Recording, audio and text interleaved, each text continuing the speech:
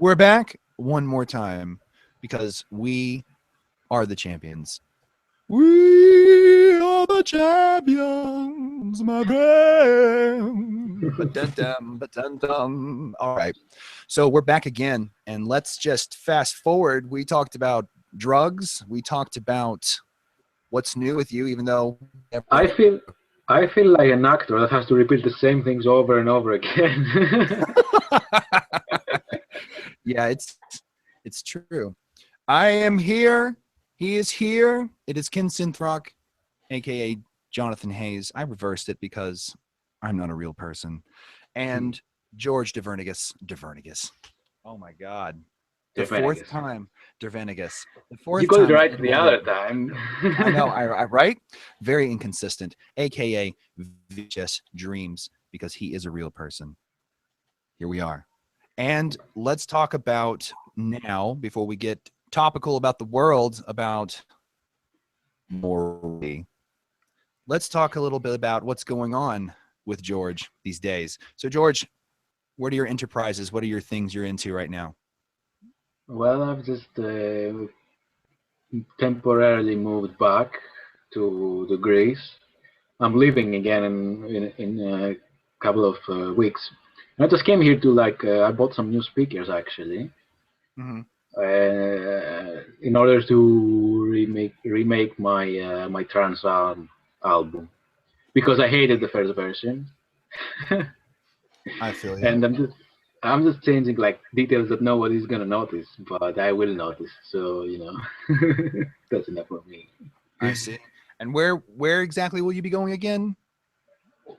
I'll be going in England now to Ah, take care of some stuff on Pool House, because I've got some tapes to take care of and stuff, and I think I'm gonna focus on that for the next time being. I mean, I'm gonna step back a bit from the music making and focus on the label.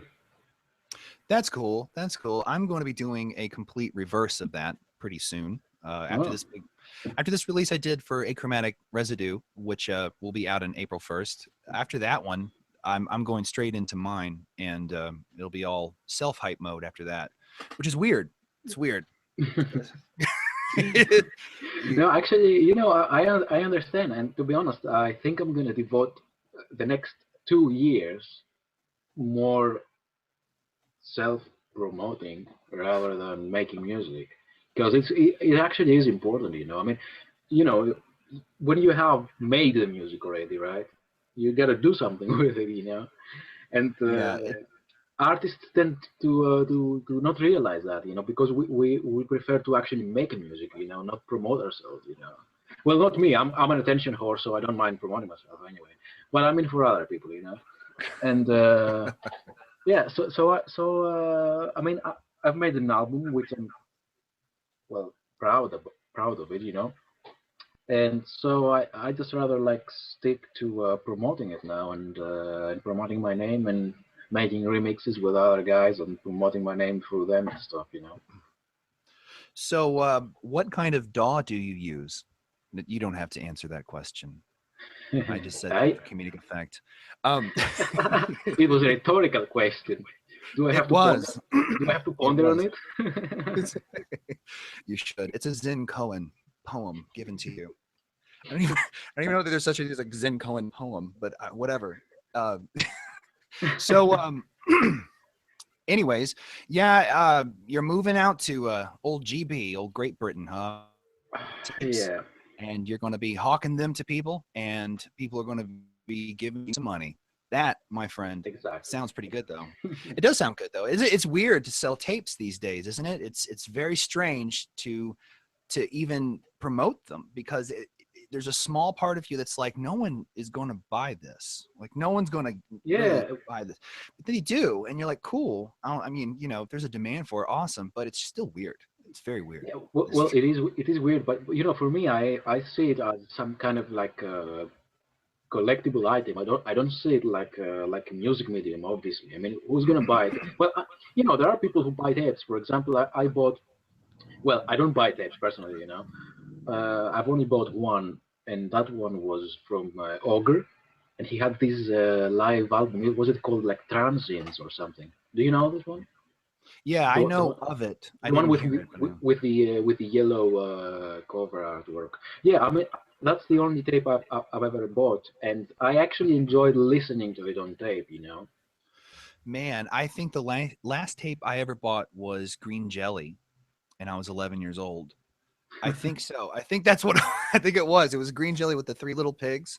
Do you remember? Did you ever hear that song? That was an amazing song for its time. I think some members of Tool was in that band, and man, my Of obscure Tool, metal really? history is. I think so. Lovely. I think the drummer, whose name escapes me, and he's a superstar. He's a superstar drummer too, which is pretty bad. I know it's Danny something. Everyone's going to be cringing when they hear that, but I think he was in it, and it was an amazing kind of guar like band that dressed up, elaborately, and sang songs about shit and blood and things like that. It was crazy, but they had That a was, big hit. and that was the last tape you bought. It was the last tape I bought. I'm pretty sure that was the last tape I ever bought, because after The, that I la- got CD. the last tape I bought before Ogre was a tape which had like fairy tales because I was like 7 years old or something. It was like The fairy. spoken fairy tales, you know, spoken tales. You know what's really, what's really weird though? Here's the dichotomy: is that, or the dichotomy, the irony, is that CDs are completely done. No one even wants them. It's weird. People rather would listen to Yeah, tape, or at least buy tapes, before I they would don't buy a think CD. I don't think they're done. I mean they're not like in their peak, you know. But I mean, look from my personal experience, right? I mean, I'm buying CDs. My friends like to buy CDs. You know, we like to collect them. In other words, you know. Well, my sister buys CDs, and when I sell CDs and tapes, CDs like almost immediately sell out. You know, they're sold out immediately. But tapes take more time. I mean, I'm talking about VHS Dreams project, and I think this is because VHS Dreams appeals to casual listeners as well. They're not going to buy a tape, you know. But on the other hand, with Pool House, for example, right, which is very concentrated on a specific type of listener, right? The vapor heads, you know, they're gonna go crazy about tapes. And if I put a CD on Pool House, I don't think it's ever gonna sell. Which to me is weird, right? I don't understand how CDs haven't picked up with vaporwave because CDs are very, especially when they're presented in like this early 90s Windows software packaging. You know, I mean, it would be really cool. You know, I don't know why they don't like it. Well, that's my idea. That's one of the next releases I'm actually going to be doing, which is a CD-ROM type thing, and Yeah, it's very retro futuristic in the sense yeah, of yeah. 90s Y2K ish. But I think if I think that's why, because that's missing from the format. You don't have a cogent idea that says this is retro with a CD. The CD is still, it's a disc. Yeah, It's futuristic looking. You know what I mean? You pop a disc in, and it's lasers and da yeah. da I don't da. It's maybe maybe I'm young. I don't know. Right? I was born in '89, and I mean, for me, I remember when I got my first computer in '99. It was actually 1999 when I got my first computer, right? And well, obviously, I didn't use cassettes that much, and those CDs that came with, you know, at that time, with the CDs were like looking pretty Y2K, as you say, or rather a bit before Y2K, you know, like late '90s. You know, all these encyclopedias and stuff, you know, or the yeah.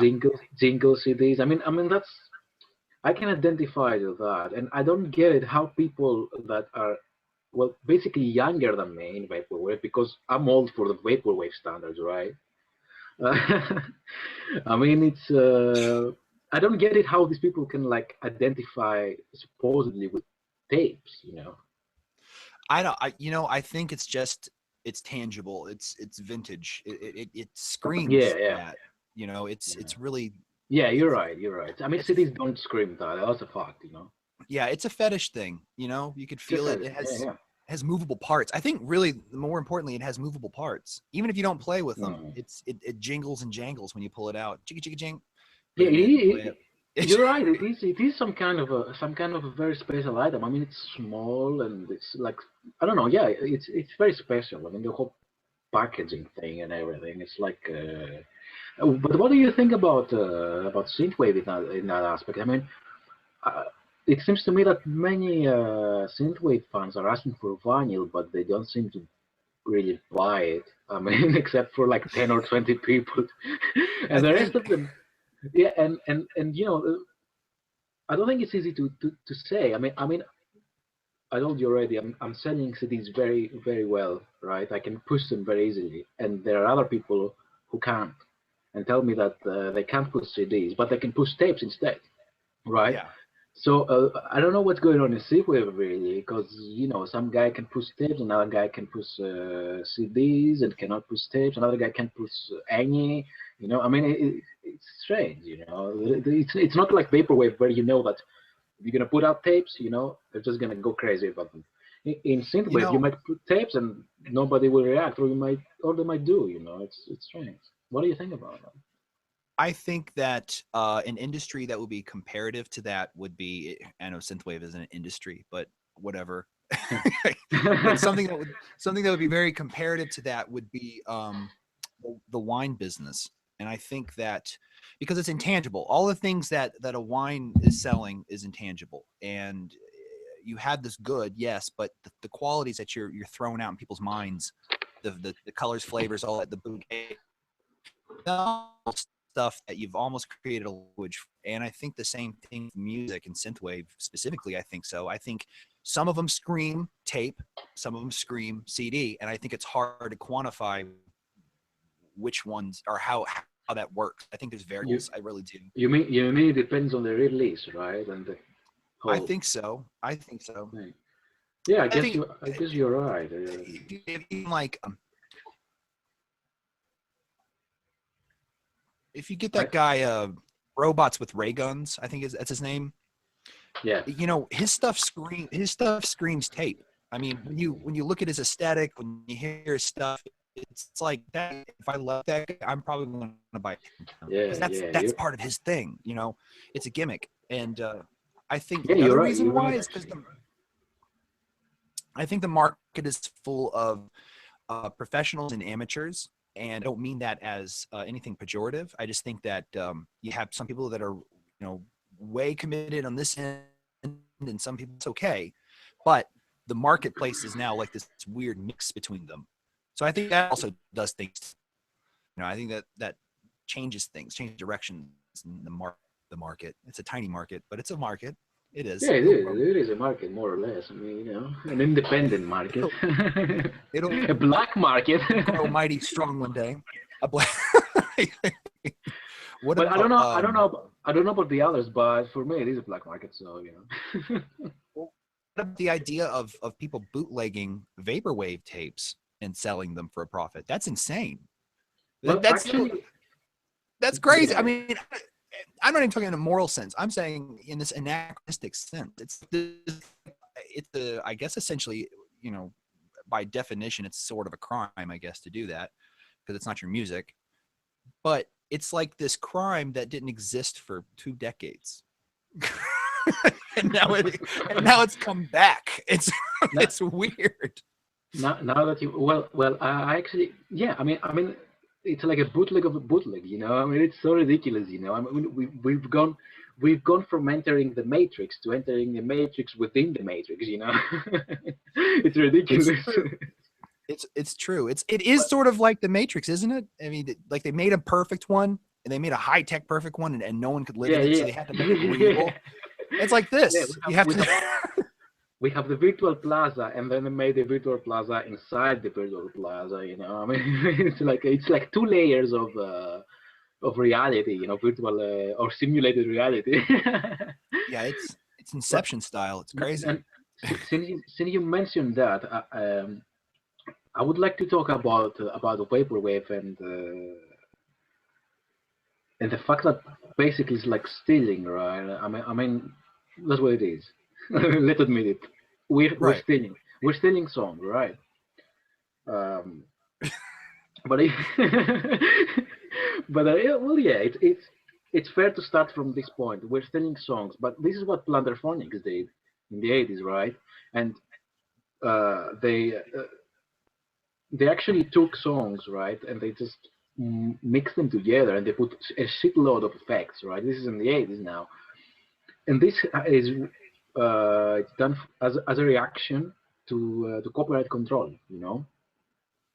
And the same thing happened in, well, I can say that the seeds of all this happened in the early 1910s or 1920s with Dadaism, which is they took ready-made objects and they just mashed them together and made sculptures, you know. And they also started. I think they were the first who did collage, you know, like collage as a form of art. And this happened to like it was anti-art and anti-establishment, obviously. And then if you talk about Plunderphonics, right? It's against strict copyright control, and so I view vaporwave as that, right? I mean, while Plunderphonics happened and Dadaism happened because there was a group of people who actively wanted to declare war against established art and copyright control. I think vaporwave does not do this, or vaporwave artists do not do this like purposefully. But I think vaporwave just kind of is a natural byproduct of copyright control. I mean, the reason we don't mention, when I always mention my sample sources on the tape, but for Pool House, you know, it's sometimes for other artists if they accept that. But I never mention it online because I know that there's going to be copyright strikes and stuff, you know. So I think it's like it's an inadvertent movement against copyright control, and it's basically anti-art, you know. It's like the earliest, no, the latest form of anti-art. That's what it is, I think, you know.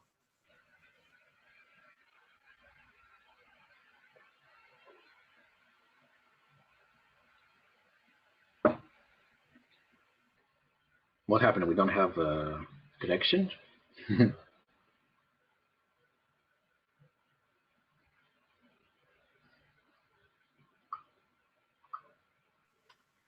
Hey. Okay, I got you back. Cool. Okay. The So what? freak Did you miss me? out.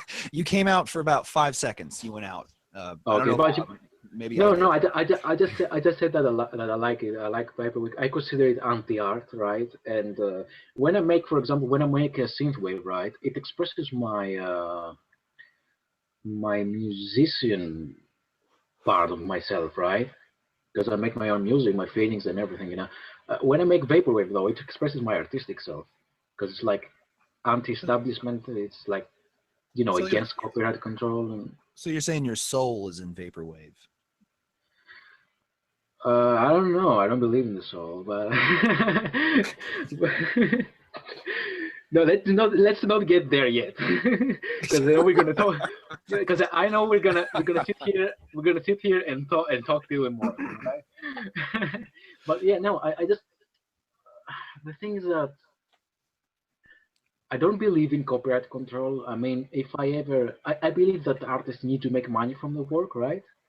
And copyright means that you can like license your songs, but I don't want people to sample. I want people to sample my songs, and I don't want them to give me credit for it, you know. And You heard it here. what? What? I didn't hear you. I said you heard it here. He said that if you want to sample his stuff, you can. Free license. No, no. Seriously, I mean, the thing about me is that my goal as an artist is not to make money and or to be given credit. I want to somehow break into the cultural being in such a way that people can sample me, right? And somebody else is gonna hear that and he's gonna say, "Oh, they've got this sample from, you know, VHS Dreams or whatever my name will be." And I don't. I mean, if I ever manage to make enough money from, I already make a living from music, right? But if I ever become something like a bit more famous, right? And I make enough money, I don't give a shit if people like sample my songs. I'm not gonna sue anyone.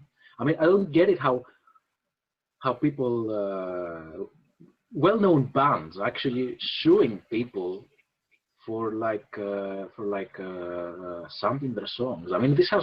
I think it's totally wrong. I think it has to stop. I think it's something that it has been embedded into our culture, right? I mean, I'm not like I think that I'm not criticizing those artists, right? Because I think it's been right. embedded into our Well, culture. But I think we need to take a different turn, right? And to say, you know what, you are I don't know, your VHS Dreams. Let's say I don't know, 30 years from now, whatever. Your VHS Dreams, right? You make very good money from your work. Everybody knows you, right? Why the hell are you gonna sue someone and get some extra dollars? You know, I mean, just let them sample it. You know, especially if it's done creatively, just let them sample it. You know, art is like that. I just don't get it. You know, I mean, I think I can make a collage, I think right? I some of can take it's some works of Da Vinci and something from Andy Warhol and put them together, like, and present it on my own, and everyone is gonna say, ah, that's Andy Warhol and Da Vinci mixed together. You know, and I'm not gonna give credit to anyone. I think the same should happen in music. You know, what do you think about that? think that first of all, I don't know. Some artists in high profile places will probably be doing the suing, but Yeah. most of it's done via computer algorithm these days. It's like a machine now. It's like an android that's going Well, after yeah, it all. it's a totally Orwellian situation, you know. No, but Yeah. I mean, artists go. You know Jeff Lynne from Electric Light Orchestra, I guess, right? Right. You know. Yeah. I mean, he and some other guy sued Ed Sheeran. I think. What's this guy's name? He's a new guy. He has this new song, Ed Sheeran. I think it's his name or something. Mm. Yeah, he wrote a song, right? And uh, by random, it resembles a song they had written, right? So they sued him, and then he said, "I don't, I didn't knew this song existed, you know." And they actually believe him, right? They accept it. I mean, Jeff Lynne said, "Yeah, this guy didn't steal it. He just did it by accident." And yet they still demand credit because that's how things work. That was a quote. I mean, this is like, fuck you, Jeff Lynne. I lost all respect for you when you did that. Anyway, I that's don't. I personal. mean, I don't know. I think. I think this to me. I find no inherent morality in it. To me, it's a matter of the rules that got set down for it, and the rules themselves, if you analyze them, aren't infringing at least on the individual's creativity, unless it's the person that wants to take the music. But at the same time, I mean, I appreciate sampled music. Da da da da da da. I appreciate all that, and I personally wouldn't probably go after somebody who did that unless it was at the cost of me. But it would have to be a really special Yeah, yeah, situation to where I'm like, oh, man, my money. I mean, it'd have yeah, to yeah. be I, like I think $5 I, $1 million off. I would get like, I think the solution for this, is that the artist needs to retain their master and their copyright, their master and their composition rights. I mean, if you retain them yourself and the label doesn't know, because the label is going to sue the shit out of everyone, right? Everyone who's going to sample your 1 second of your track is going to be sued. I think the artist should like try and manage to keep their own master and compositional rights, and this means that if this happens, I don't think artists are gonna like sue everybody. I mean, I don't think artists are that tight-assed, nor they care so much about money. I mean, it. I don't know. I just think it's obsolete.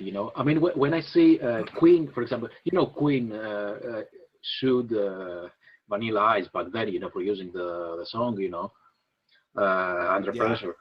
I mean, I get it, right? But right. that's the 80s or early 90s. That's the 80s. I mean, we need to change our way of thinking. I mean, as artists, I mean, I know that the labels don't give a shit about all that, but I mean, morally speaking, if you want to talk about that, or ethically speaking, Uh, I don't mind. I mean, I don't know if you sample my song, right, and my song is famous, especially, and you sample it, and everybody knows it anyway. I don't want you to give me credit. No, no fucking written credit. I don't care. Just take it and use it creatively. And do you want to take a whole song of mine and slow it down? I Do do. it. Do I it, would people. I'm giving you the care. permission. I'm not gonna sue anybody. Seriously, I'm not gonna sue I anybody. think here's the thing. I think that who they really hurt are like the whole DJ scene. I think the whole DJ mixing fucked up because of these Yeah, copyright yeah. DMCA. Da, da, da. That's I very. think those are the real unspoken wounds in the music community that kind of happen. Those guys get, if you make some remix and it's great and you really credit everybody and it sounds really really good, Yeah. and you play it at a party or whatever, you play it at a big club, you don't need to pay a license for that. That's crazy. And some of the big clubs, they have to do that. Some of them do. Some of them have to get like licenses from like labels and stuff, and then just play those things weird. That doesn't make any sense at all. You're It just trying to doesn't give work. people a good time. Yeah, it doesn't work practically. I mean, there's a guy who's very famous in the hardstyle scene, right? And I mean, he got striked from SoundCloud, and he declared that he's going to leave SoundCloud because he's having a podcast, right? And he plays songs, from other people, and he declared that he's going to leave SoundCloud, and 2 hours later, SoundCloud just like banned him. And the thing is that he says, right, he makes a podcast every week. He cannot like contact 20 labels, right, and get their written permission every week for the songs that he plays. I mean, it's impossible. Yeah, SoundCloud's going. That's the official word on the street that they're getting bought by Sony, and they might give a free Yeah, they thing, did. but I know that they're going to be charging $10 for the, I guess, a pro. I don't know if they're going to have a free one or not. I haven't heard yay or nay on that. I know they're going to be In changing my that. That's opinion, crazy. yeah, yeah. Well, in I my mean, opinion, yeah, charge whatever you want. That's cool, but make sure that everybody's protected. These DJs, it's fucking SoundCloud, and you're not charging people money to listen to it. You know what I mean? You're not charging anything. Now that's where I'm really, like yeah. whatever you should stop this on, is that if you aren't making any money off of someone's samples or whatever, you sample something and you're not making a dime off of it, at least not trying to, then you should be left alone. I mean, I don't understand that at I all. think, The I, people like that shut down. It's weird. I think that even if you do make money by sampling someone else's work, you should be left alone. That's what I said before. I mean, if somebody samples my song right now and that song becomes like a massive hit and he makes millions out of it, right? I'm gonna like ask them why you need to pay me something, right? But if I'm in the position of actually making millions and other people are sampling my songs, I don't care. I'm gonna do what the KLF, the band in the 90s, they were like doing Stadium House and stuff. Anyway, I'm gonna do what they did, right? When they became famous and they had no need for money anymore, right? They deleted the back catalog and they declared that all their songs are free of copyright and they're not going to sue anybody. And you are free to sample the whole song. You're free to do anything. You don't even need to say that you sampled it. That's what I'm going to do. That's really cool. I think there should be a cap. I think there should be a cap on the money you make, and it should be reasonable to the person trying to make the sampled music. I think it should be reasonable for them. Yeah, I think it encourages art as well, right? And it also that's the most important thing, right? I want to say this to you, Ken. That's the most important thing is that it destroys prejudices and traditional and obsolete notions about art, right? I think it opens the doors and let people see it in a more relaxed way, not so much like, oh, I'm just, that's my creation. I don't like this attitude in general. I don't know about you, but, you know. I respect it. I say that much. I respect that aesthetic. I know that like in certain and painters, ancient. I mean, yeah, culture, and in the Middle East, I hate to be so general, but um, they wouldn't put in their creations because of that kind of type of thing. I mean, so I respect that. I just general idea, their essence of, if you will, of whatever they call. I do still think there should be a marketplace that I think if you want to build music, you should have this much money than that, then you have some kind of license. But that should be like to the point where you can hire employees for your brand. You know, if you can get off the ground and really go, then you not pay 30%. I mean, you should pay like 10%, 15% of the money off of it back to the original creator, and then boom, you have these pools can Yeah, feed too big. I You know, when you're too big of a fish, you can move to the bigger water. yeah, I think this. That's the way it should be. That's the way it isn't. It's a jungle Yeah, instead yeah. for anyone who wants to I think it's start. I think instead of the whole copyright laws and the whole copyright thing and ideology, because I think it's an ideology as well, right?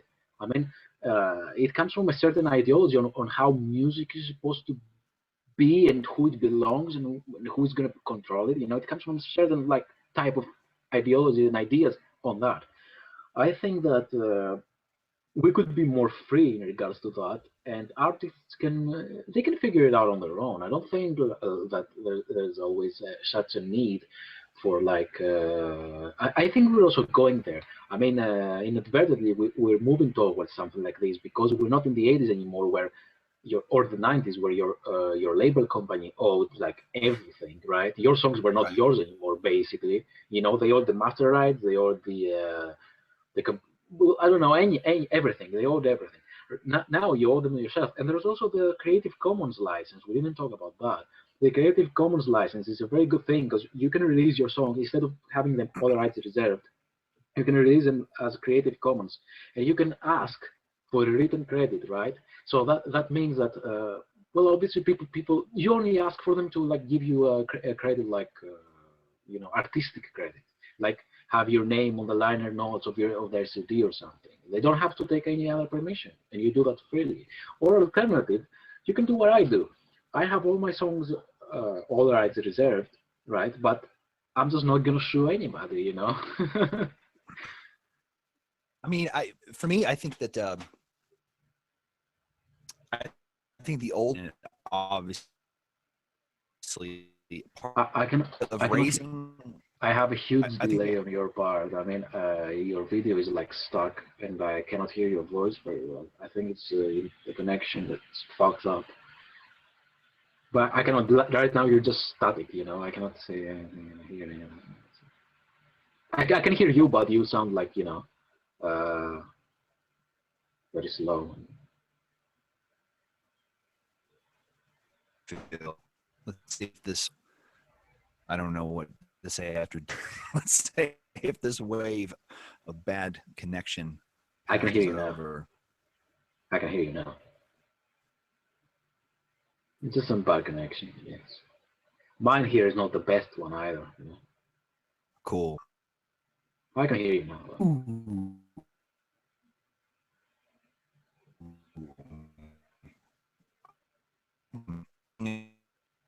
Artists and you know, really the musicians behind them. That's an awesome idea, and I think that be made.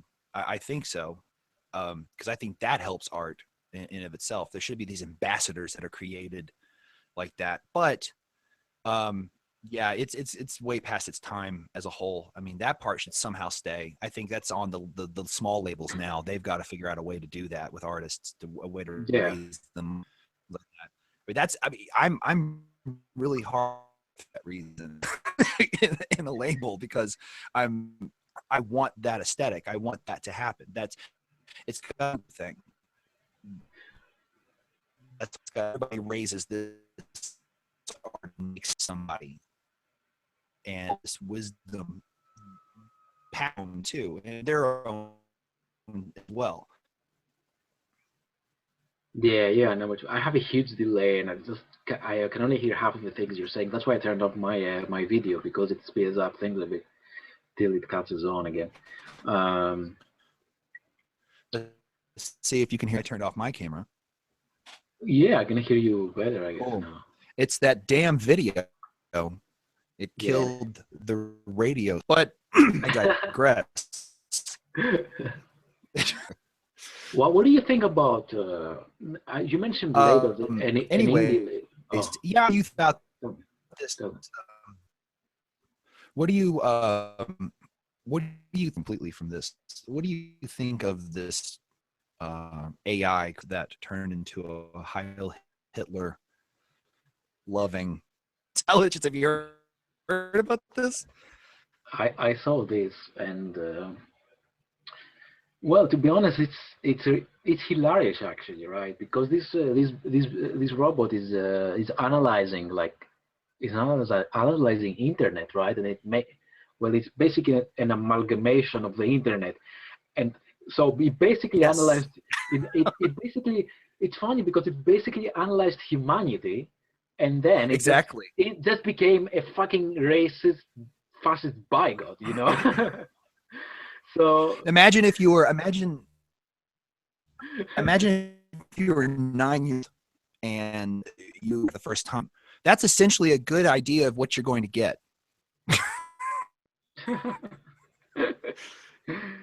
oh my. It's it's sad. It's very sad. What is the allure? Is that what is this allure Of what? of Adolf AI? Hitler? Of No, Adolf Hitler? the internet's a yeah to Well, Hitler. I don't understand well, this.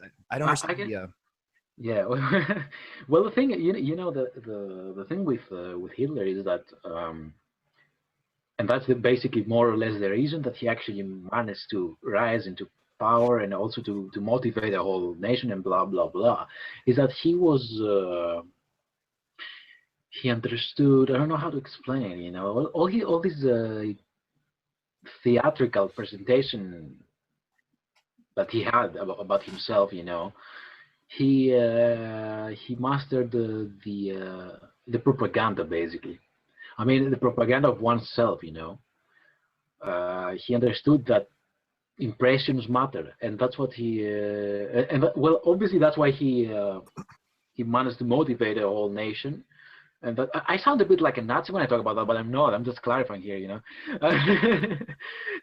and so so you're saying he was such a good marketer that his he kind of will, his residue yeah, yeah, and that's why on there is an appeal to him, even in a satire, you know, or art, you know. I mean, uh, that's the reason. Yeah, he was a marketer. He was marketing himself, you know, and the other leaders didn't do that, obviously, and they don't do that either today. You know, I mean, I think they used to do it like, but yeah. On the other hand, I think that that's a uh, common element of totalitarian regimes. Anyway, I mean, they just like create like this. The same thing happens in North Korea. They create this image around their leader, you know. style about them that I wonder if it's really the the that really gives to I wonder, you know, to I cannot hear wonder you, about man. that. I cannot hear you. I hear half of your words, and I'm trying to listen what you say because of the fucking connection. It's like it started well. Why is it doing that now? God damn it! I have no clue But what did you say? The last is thing you going said? on You what was the last thing you said? Because this you out. asked me about something. Um, that I wonder if it's the allure, or if the allure. I wonder if it's an that gives this authority figure what it has instead of this authority figure coming with this set of skills that gets all these people I think it. to them. I guess you could. Yeah. I think it happens like they add to each other, and it just like builds up and up and up until suddenly the leader is like this divine figure, and then they just have to sustain that. I I wonder what that's all about to have a chieftain.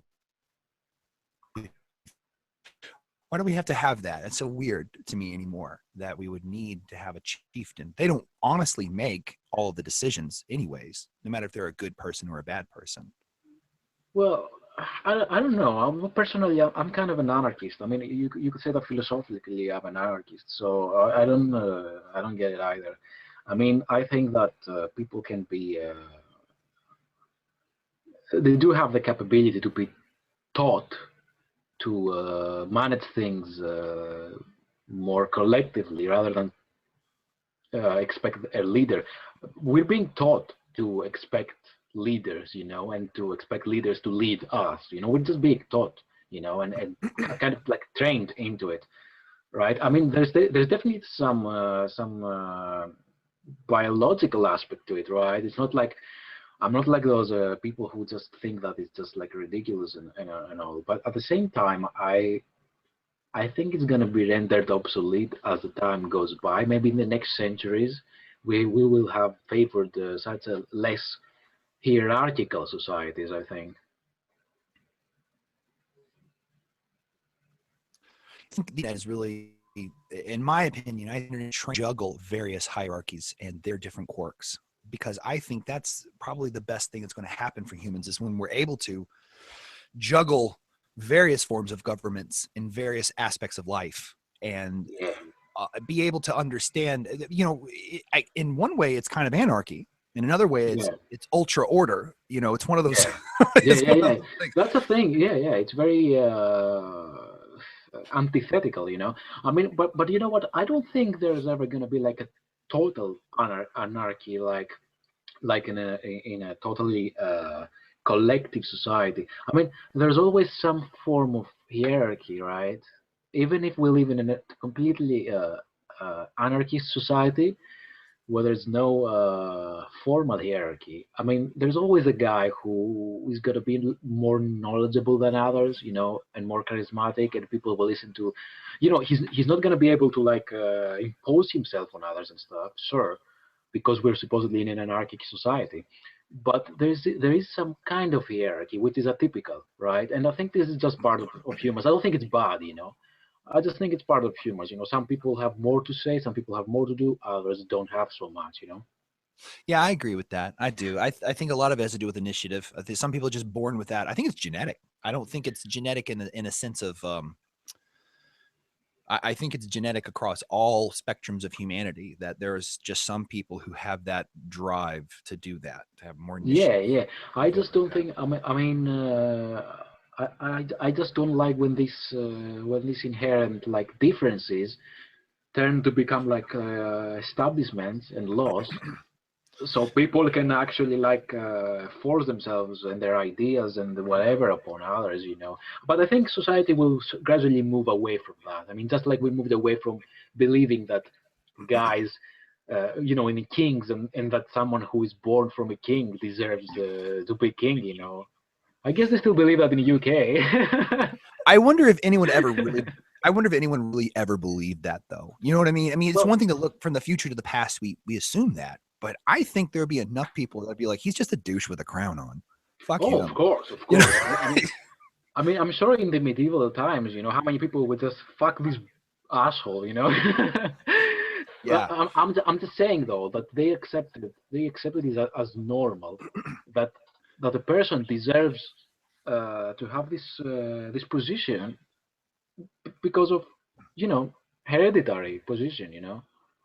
Yeah, I've And it's seen. insane to us now. It's insane, but I think in the future it's going to be insane to people that they think, look at them. They thought that they themselves are stupid, and they just elected people they thought they are more capable, which basically they were equally stupid. Why didn't they see that? I I think it's ridiculous. It might be. It might be. I don't know. I don't know. I have a dimmer view of progress for humans. I tend to believe that the existential reality for humans are probably eternal. They probably always will be, and all the different variables that we bring into it make the game different in a sense, but it's the same game. You know what I mean? It's And they also forward basically evolution. That's what you're saying. I mean, if everybody was like static, you mean if if culture and throughout the globe was like static, you would say that there would be no evolution, cultural or right? well, I would say this. I'd say I wouldn't call it static. I would say a cycle isn't static. In one, I Yeah. guess in one aspect it is, but I think it's cyclical. I think a lot of it is cyclical. I think humans go through collectively stages every so often, and I do relate that directly back to an evolutionary view of things, I think. But I Yeah. also have this kind of dialectical view of history. I'm a Hegel fanboy somewhat. I'm not I'm not really a blind follower of anyone. I don't, Yeah. Yeah. I kind know. of I know. tap on a I any, know. I know. but I do appreciate his view of things. I do see it kind of like, synthesis always, but the cycle never changes. I mean, the process never does. It just kind of Yeah, it just goes keeps on and going. on. That's true. That's Yeah. true. Like a snake that eats its own tail. But you know, I was thinking one day that this whole thing with anarchy, right? Uh, it's hard to imagine. Well, it's not hard to imagine a planet where there are no nations, right?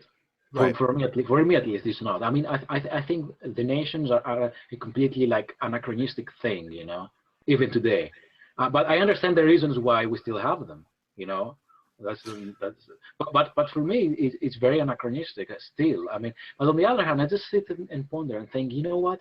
People still have kings, and while they're not really kings anymore, they just have them, just because, you know, just because they just want to have kings. I mean, it's Yeah, ridiculous.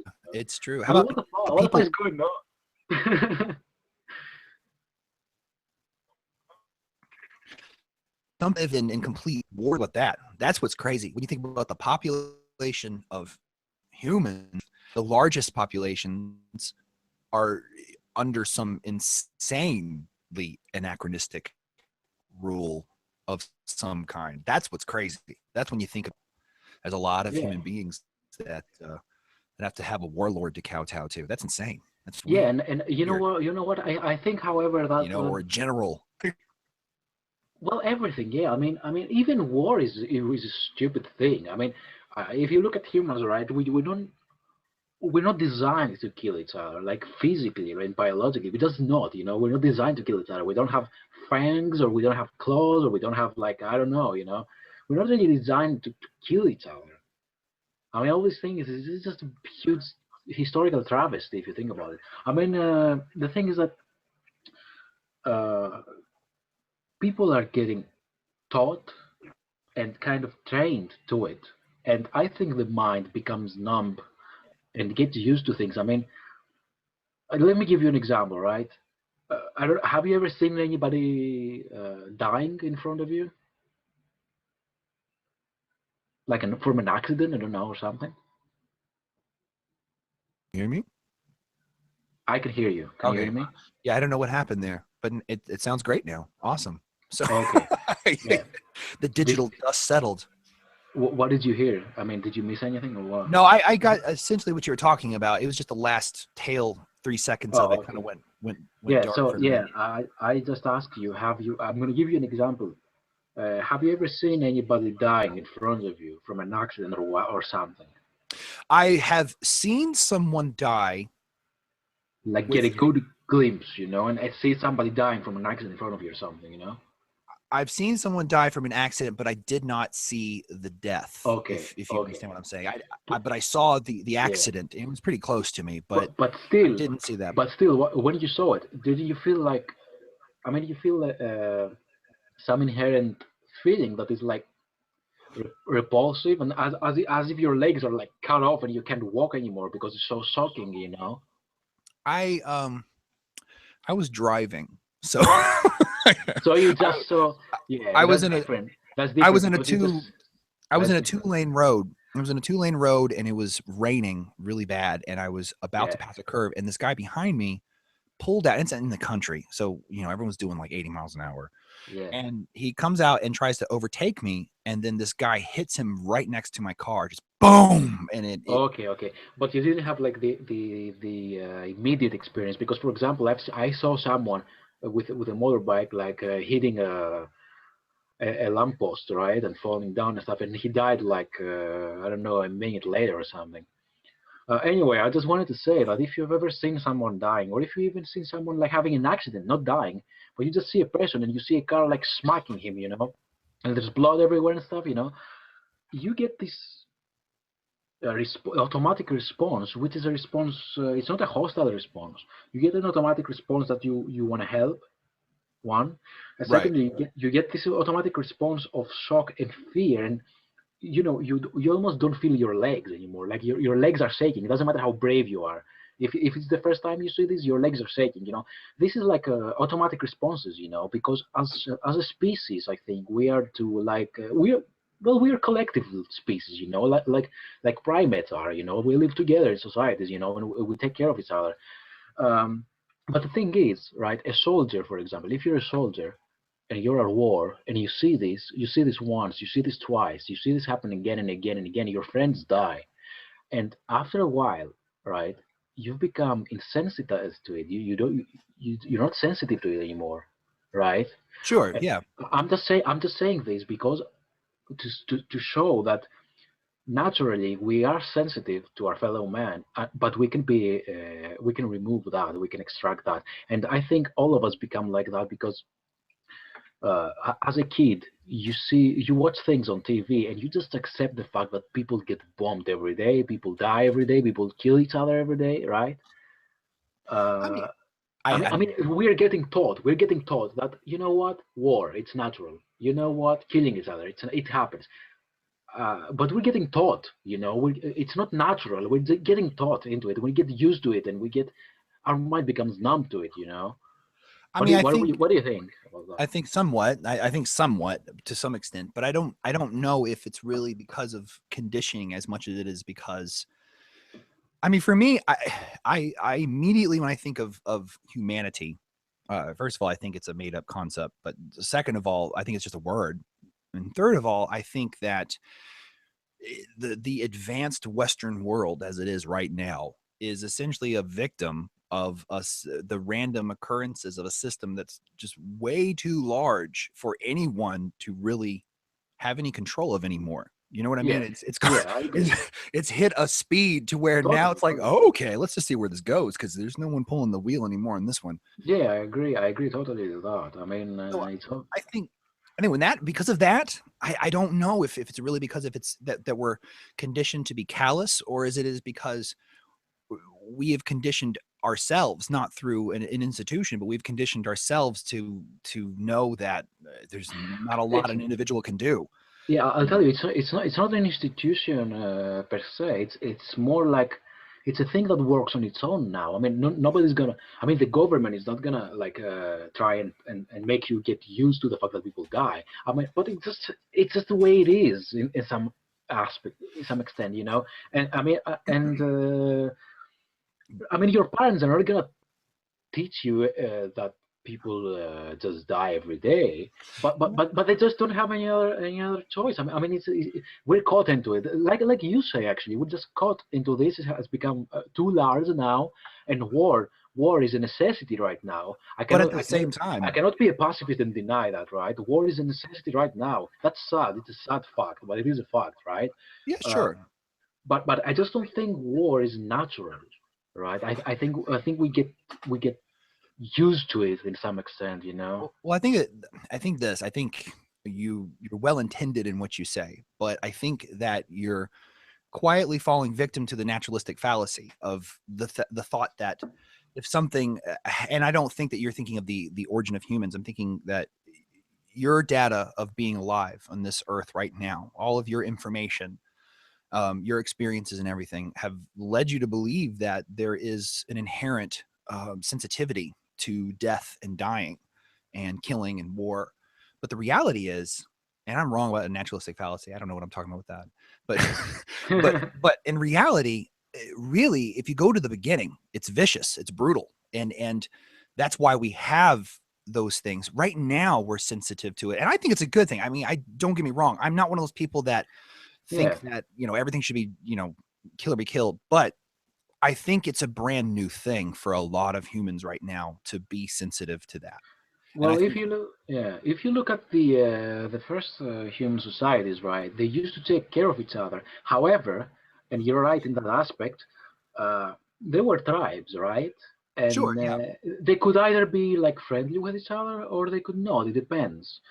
I think nations are just a much extended form of tribes, oh and sure, oh sure, and war is basically the same thing.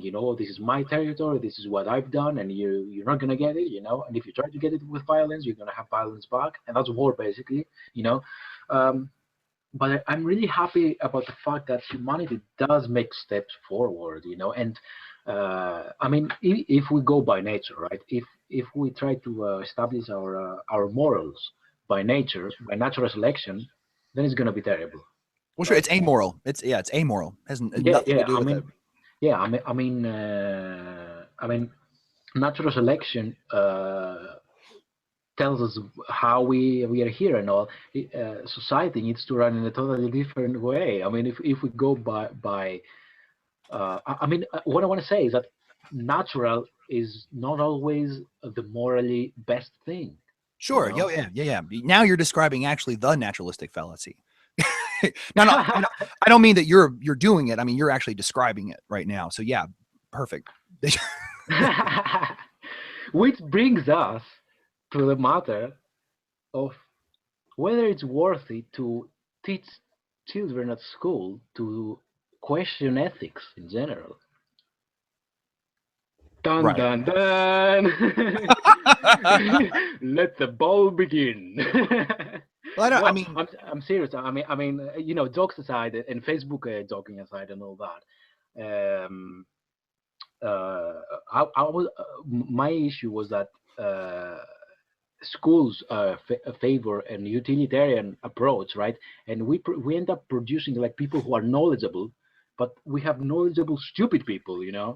And I was thinking that I mean I started reading philosophy at 15 years old, right? And all my friends did as well. So I don't think first I don't think it's something that people cannot understand when they're teenagers.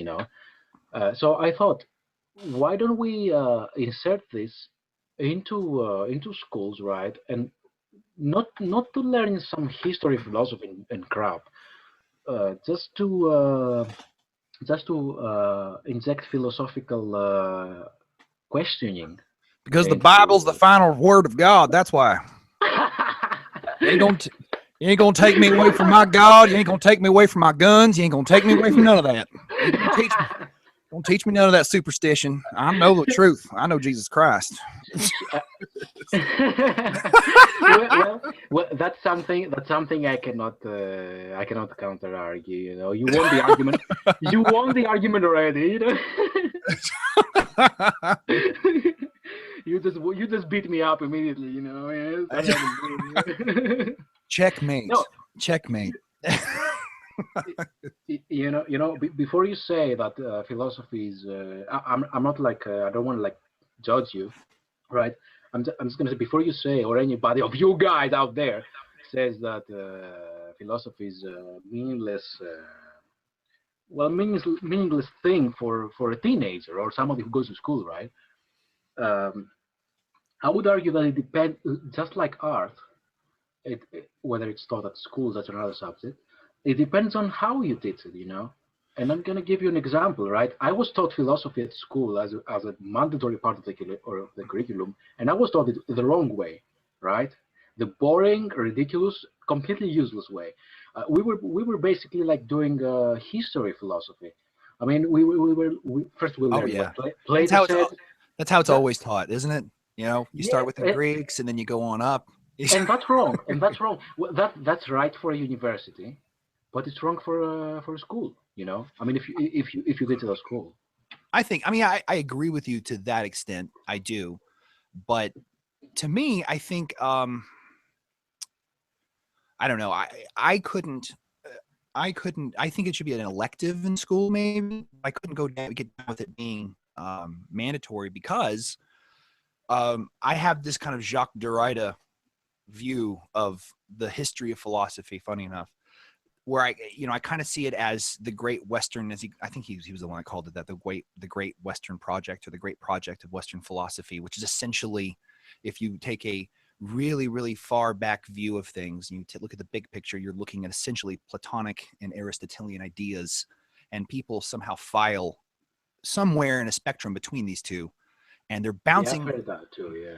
Yeah, and every era, every age is essentially like a ball game. So they got the ball this time, and these philosophers are going crazy with these ideas because they, an innovation in this side of things happened, and then over here you have this innovation over here that happens. And of course, when the Aristotelian ideas are in vogue, that's when science and knowledge and falsification, trying to falsify data to verify its truthfulness, that's when it starts to really get big. When the Platonic stuff happens, that's when the God will fix everything type of ideas start to come out. Yeah. That's the.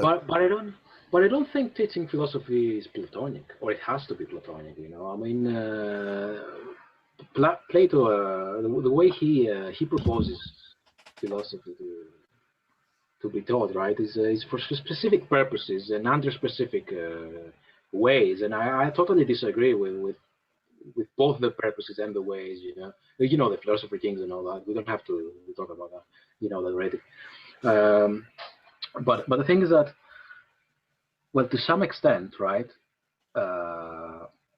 schools already try to ignite children's questioning, and mostly they do it by literature and writing. I mean, writing essays, for example. That's a good example of, basically, it's like half philosophy, half writing. If you think about it, because they ask you to develop your thoughts and everything. And to be critical. So basically, it's an attempt to enhance and let the child exercise their critical thinking. But I think philosophy is basically, that's what it is, right? More or less. And I think if you had a dedicated lesson to that, right? If you pose questions, philosophical questions about stuff, like morality, for example. I mentioned morality because I didn't mean that we're gonna teach them moral values or whatever shit. I don't believe in inherent moral values anyway. But I thought that, I mean, I don't know. You reach a point where you're 18 years old, and you're talking about teaching critical thinking essentially through philosophy, because they would be the best examples of that type of critical thinking, which I agree. Which I agree with. I think that it could be like a lesson. It could be a standard part of schools. And, well, it doesn't have to be every day. I mean, one class per week is enough. In my opinion, one class per week is enough. Well, maybe for you fancy Europeans and Mediterranean people, but in America, that would never happen because immediately you would get that idea of, well, the Bible tells me what I need to know about philosophy. All right, and so I mean, which is which basically is a souped up version of Zoroastrianism. So we have this weird, from the seed of it all, from ancient Persia, this belief that we carry with us, and it shapes our morality. And in America, I don't know how it took a weird twist. I don't know, but you see, the thing is that I just wanted to add, right, that I think schools could, instead of us telling children, you know what, your moral values, we don't care about that. We're going to teach you math, we're going to teach you physics, but we don't care about your ethical. Just go figure it out yourself. I mean, I don't like this. I mean, we could definitely I think it's wrong to tell them what's right, but I think it's right to how to say this, to encourage them actively to figure out their own rights and wrongs, right? To not take ready-made values, and I think that's why I said before, we create the smart stupid people, right? The smart stupid. That's a new thing. We have people who finish school, right, and they know well how to write. They know how to articulate their opinions. They know how to they know everything, but they don't know how to question their own opinions. They don't know how to Right. doubt their own opinions, you know. And that's why I think philosophy could be. But let me say that when I say philosophy, as I said before, I don't mean like history philosophy. I think that's useless. I think it's useful if you care about philosophy. Yeah, That's I mean, I think so. I agree with you. But here's the thing: like in America, even if you got past the religious right barricade, because that's exactly we teach a lot of things mandatorily in American systems, and some states are better than others now. But um, we used to teach a lot of things mandatory, like civics, political science, essentially. That's yeah, pretty good for you to know. You need to know what it's like to be a yeah, citizen of the world you're in.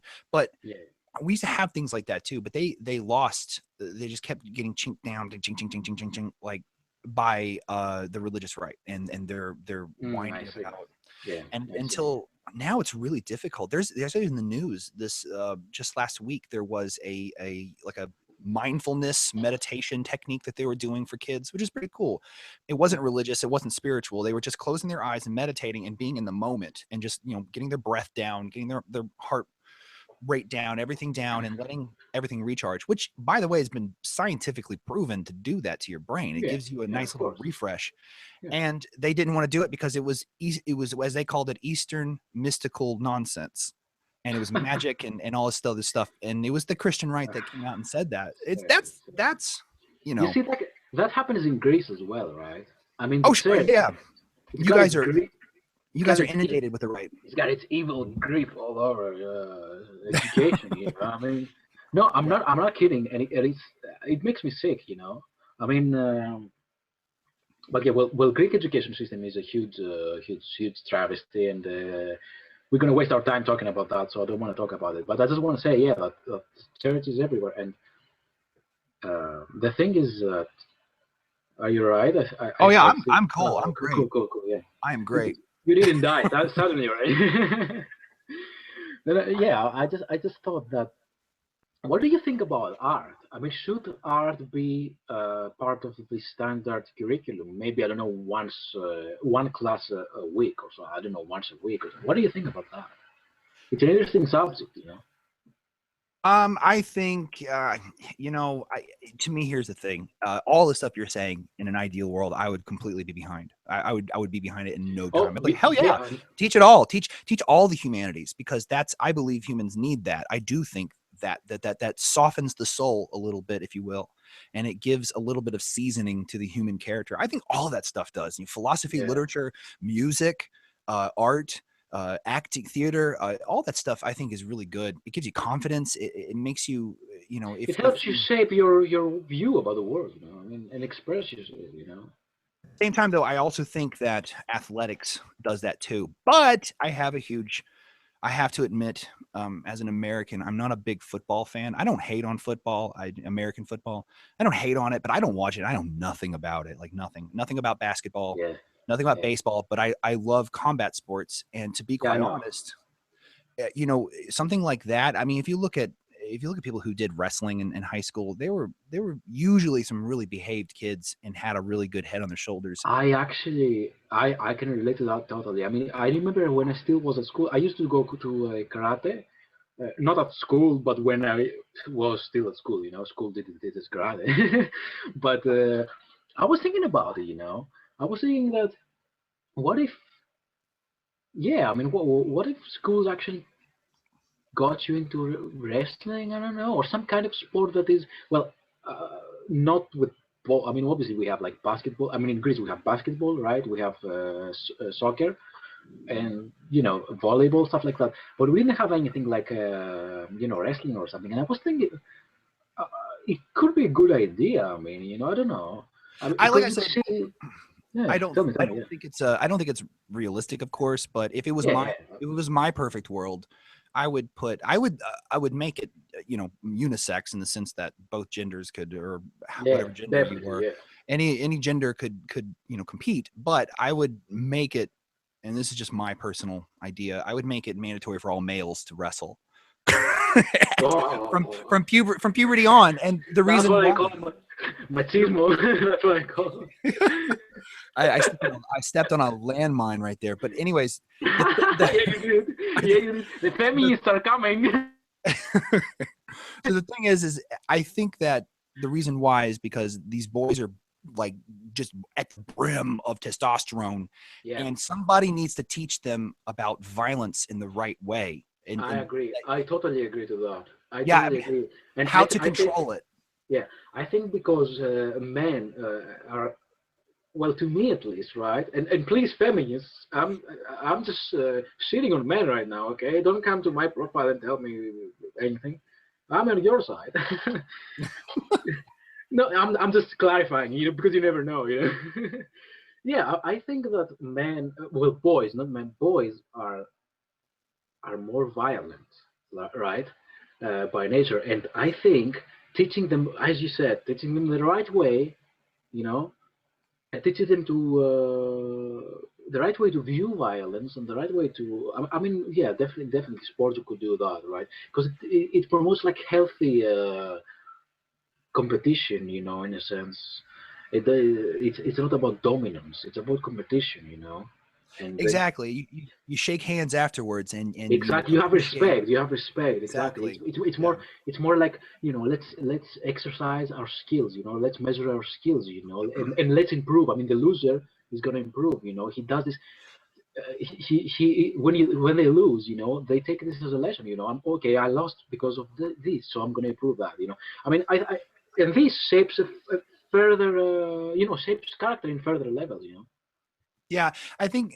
I mean, it teaches them how to do that. It teaches them also that when they get the urge for combat, that it teaches them how to control that, to stop it. If Yeah, someone's really pissing yeah, you off, you don't, yeah, or you turn into a degenerate. There's so many guys that turn into degenerates, and it's they're usually raised in this bad way, and they usually become these very angry, aggressive, violent people that yeah, don't understand their own consequences. You know what I mean? I think that would lessen that a lot, because you have people that have skills and coping mechanisms and things like that. They know what they can do. A lot of these yeah. guys, in my experience, a lot of these like loudmouth guys that are real douchebags, they tend to be people that have never tried anything like that. Not even tried it. It's not even like they've gone some high level. They just never even tried any kind of competition like that. Yeah, yeah, It's really that's true. totally true. I can see that in my school, for example, and the people that we used to go to school together, right? And I see them how they've ended up now. I mean, it's totally true.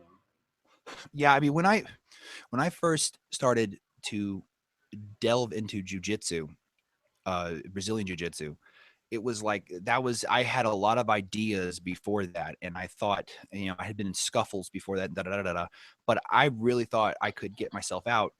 And the easiness that I was held down with grace and ease, and all these ideas just went away. And Yeah, I kept getting thrown around, kept getting choked out, kept getting tapped out, this and that, until eventually at some point I was at peace with it, and it was awesome. It did something to me, and I guess you yeah. could even say on a spiritual level. Even I don't No, mean literally, it but a does. It does. metaphor. I felt. I mean, exactly the same way was with karate with me. I mean, it's. Yeah, and when you don't get these lessons, it is a very valuable lessons that martial arts give you. If you don't get this right, and you get knocked down in life, right? Uh, Right. let's say at school, okay, you're a teenager, we have a fight with another teenager, you get knocked down, and then you are an adult and you just get in fight and you get knocked down again. You don't really get the lesson, and you end up being like this degenerate person. You're full of hate, you're full of revenge. But Yeah. if you go through this process, if you go through this process uh, while under martial art, right? It's much more healthy. You come out much more healthy. I think that's what you're saying, basically, right? Yeah, exactly. It's any of them to me are the same thing. All of any kind of martial art is the same thing in that respect. It teaches Yeah, you how to do that. It teaches you not to be afraid. It teaches you to be confident. It teaches you to respect someone, and it also teaches you that if you can do something like that, then you know how to level down how to control this person. That you don't Yeah. have to go and kill this person. You can go and I hate that. I hate those self-defense things. They're all over YouTube. The throat punch, you know. Yeah, they are. They these, are all over. You're right. these killer be killed martial art guys. It's insane. I'm like, why? It doesn't make any sense. You don't have to turn into a murderer to learn how to stop violence from happening to you. So It's so insane. I take it you're not really fond of Krav Maga, for example. Here's the thing. I love the backstory of Krav Maga. That's Yeah. such a superhero story, right? This Israeli, it was Jewish Olympian that was like, I am not good. This is not going to happen anymore. This World War II business, this ain't happening no more. So I'm going to create this martial art Yeah, from all the that's very best. nice. That's very nice. Yeah. Yeah, and I love the I backstory. like it too. That's an Iron Man story. You know, so I like that. But at the same time, I mean, if you have fun doing it and it's cool, that's cool. More than likely, you're not going to be, you know, ripping somebody to shreds with your elbows and stuff and all that good stuff, unless you have that real feel of weight and it's pivoting and things like that. I think if you're talking about, like, you know, trying to save your life from something, the best thing to do is just know how to control someone's body. You know, how to do it via grappling, you know, in some manner. You don't have to be a genius at it, but just to know how to take someone down and run away or get up. Getting That's up the is best. the I hard mean, part. I believe the same, that whenever violence can be avoided, it's the best thing, and it's great to know how to avoid it and know how to, well, basically know how to control or stop your opponent rather than just beat the crap out of him. You know, that's not the point. You know. Exactly. If you know, if you have to put a choke on somebody, they're not going to die. I mean, nothing's going to happen to them. They're going to go to sleep and that's it. And then they'll wake up with the police there getting you. Yeah. I think that's, to me, and it's not my personal opinion, it's really the general consensus that I think jujitsu and things like that are really good for women in self-defense situations, because that's, I have to agree. Yeah, I think so those, too. all those positions are positions that someone's going to try to get you in anyways, you know. Yeah. And you can snap their arm, you know, choke them out, anything from those positions, and you don't have to be huge to do it. You can be tiny and still do it. There's a lot of women Exactly. who are, Yeah. there's a lot of I think 100. I Go ahead. think I think martial arts in general need to be like promoted more into something that is not like to go. I don't know. I mean, women are picking up now, but I would love. I mean, I have told my girlfriend to go and learn a martial art, right? Because women are the well, men consider women the easiest target, right? And I don't like that. I would like to know that all women can kick a man's ass. You know, I would like to know that. Yeah, it'd be pretty cool. I mean, Yeah, that would ultimately make someone question their actions at that yeah, point. yeah, yeah. Like, man, Exactly. I don't know if that chick's a fucking black belt. Man, damn it. You know, that would be But awesome, because then there'll be, you know, those people will just choke you out. That's it. Like I said, there's a lot of 105-pound women, 110-pound women that could choke out somebody over 200 pounds, you know, oh, sure, yeah, and sure, put them sure. out. So I think that's really cool. The problem with every solution, though, is how do you implement it? How do you make people do it? You don't. That's what happens. That's You a don't. second. That's a second problem. You know, I mean, there's always a problem of how things need to be, and then the immediate problem is how are we gonna do this? And I think you can answer the first one, but the second one you can never answer, can you? Yeah, I mean, I think that's how government starts. I think that's the whole idea, is always with that. Exactly. I got an idea, and we're going back to, again, now we're returning back to the great ping pong in between Aristotle and Plato, because you have this Platonic idea of philosopher kings, you know, of training the elite to be generous and kind and merciful, and it always ends up the way it always ends up, which is government, and the way it turns into. Yeah, and frankly, it's a very strict government. I mean, basically everything is predetermined, right? I mean, in Plato's ideal republic, everything is like, you know. I understand the case he makes about, you know, that these people are truly like equipped with what is needed to run a society, well, perfectly, if we can call it like that. but at the same time, right, it's so everything's so predetermined and strict, right?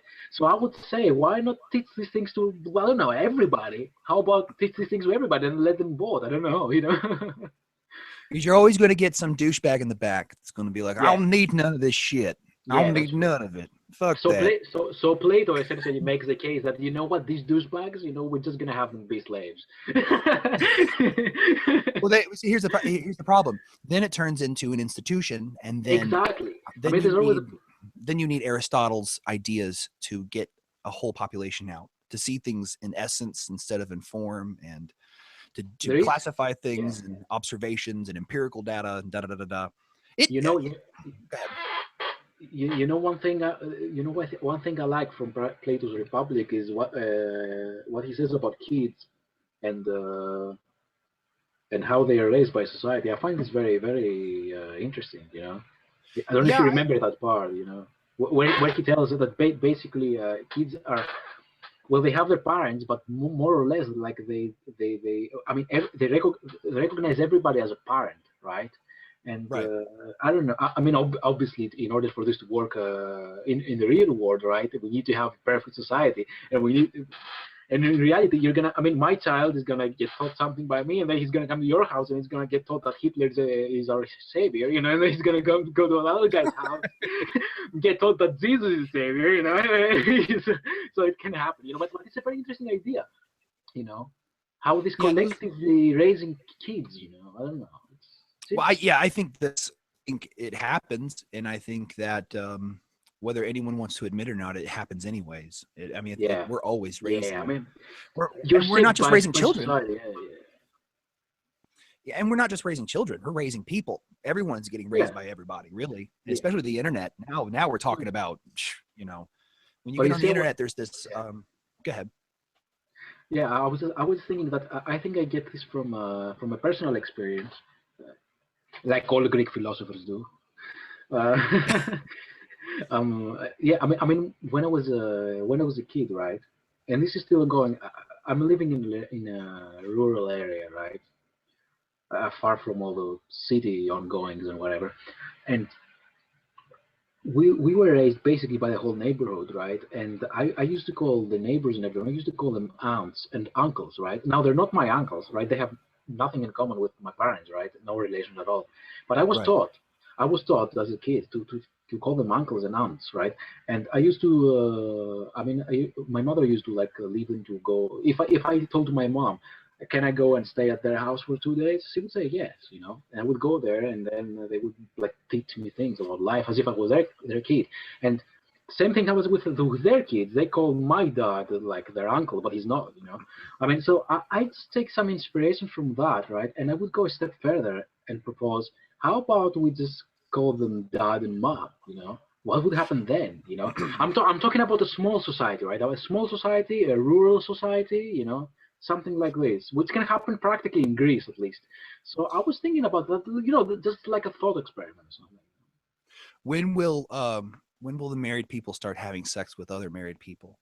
That's that's So that's the next step in that kind of order. that's And yeah, that's I'm not particularly criticizing it at all. I mean, I'm kind of neutral on that topic, but but you still, wouldn't but you wouldn't like some other guy bang your wife. Let's be honest, right? I wouldn't like it either. well, I don't know. I think maybe you, as the conditioning that you have now as a human being, but if everyone was communal, eventually Yeah, it because starts I'm happening. not criticizing. I'm not criticizing. I'm just saying my own. Right. Yeah, I'm the Yeah, same way about that. I have no criticism of it or but reverence for it. yeah, But but here's the thing. No, tell me. Yeah, I'm not sure you afterwards.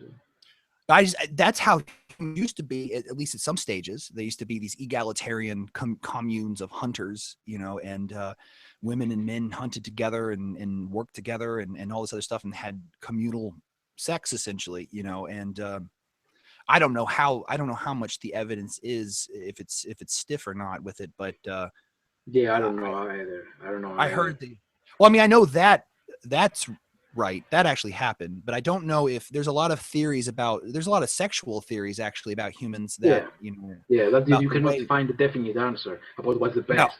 not But really. the thing is that I would propose, right, that uh, you know, like the hobbits live, like in Lord of the Rings, they have this. Yeah. In the Shire. I All the mean, bas- hobbits is in the Shire.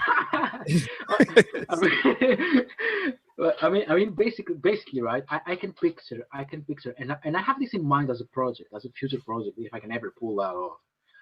I imagine there are places around here where I live, right, which are perfect for like a very small communal, uh, voluntarily orderly society, right? And I was thinking, right, if you have like 30 people, 40 people, let's say 40 people that are living there, right? They don't really need the outside world because they have their own food and everything, right? It's very easy to do this here, right? Right. So I was thinking, right, this would be the perfect place to do this experiment, this social experiment of kids being basically kind of raised by everyone. I mean, they will recognize their own parents as, you know, my parents, but they will call each other, the other members of the community, dad and mom. I think I don't know how it would work, but I think it doesn't. You don't need to immediately go to the fact that anybody could just like have sex with anyone. I think you can keep that as it is, but yet Ah, I you don't can. believe you.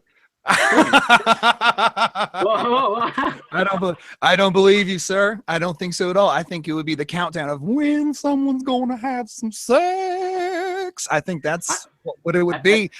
Some I don't dude, think. you know, some big, No, bigger, listen. stronger dude. He's got a cut chin. He's got a granite chin, and he's, you know, rearing your son up, and he looks up at you. And, yeah, come on, now, come on, you know. No. I don't mean that. I don't mean stopping them. I mean that Oh, you don't have to. oh, I don't mean you.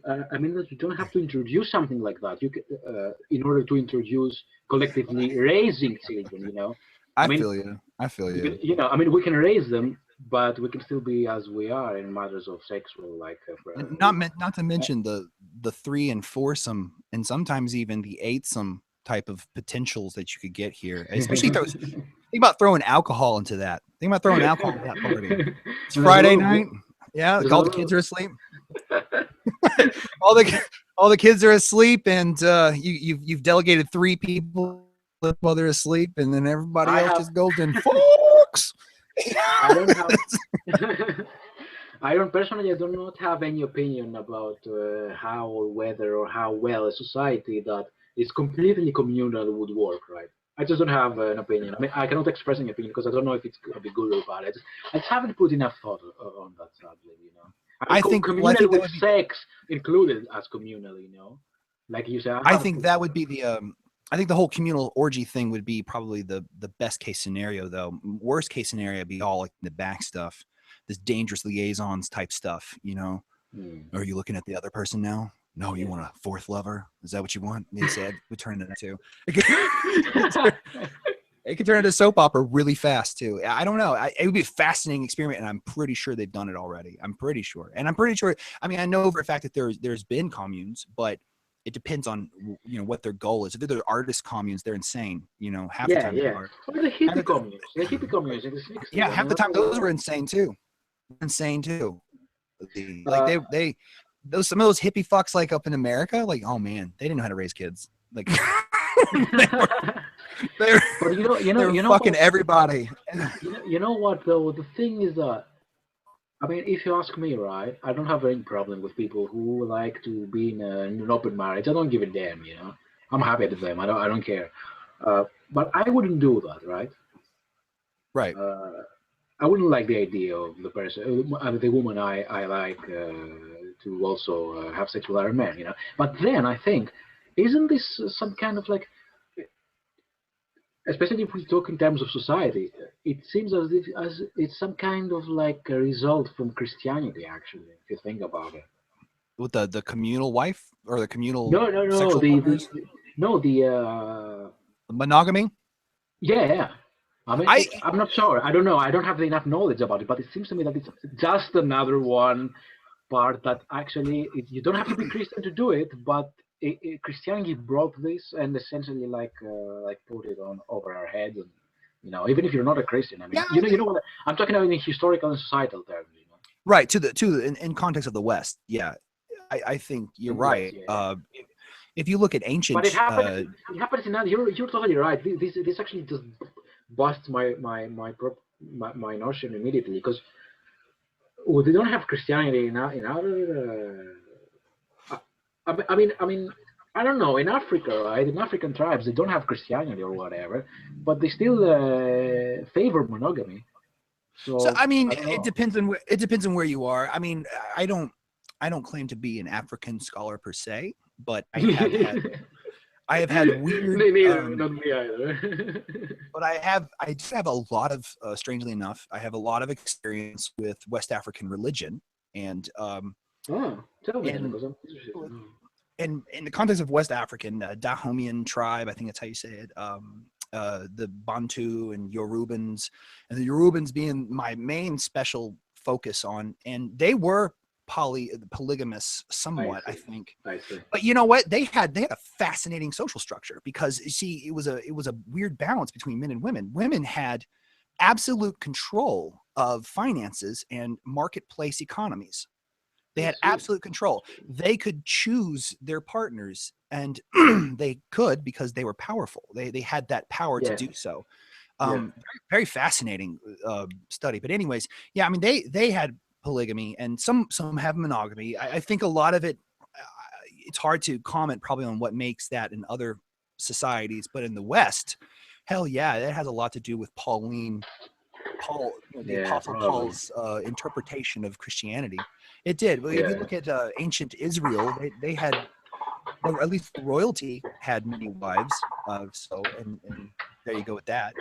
But I Yeah. mean, I don't know. I think back to the issue of communes. I would love to have a commune. I had somewhat of one at one time, where I could paint on the floors and the walls. It was really cool. It was this old farmhouse in Tennessee, Yeah. and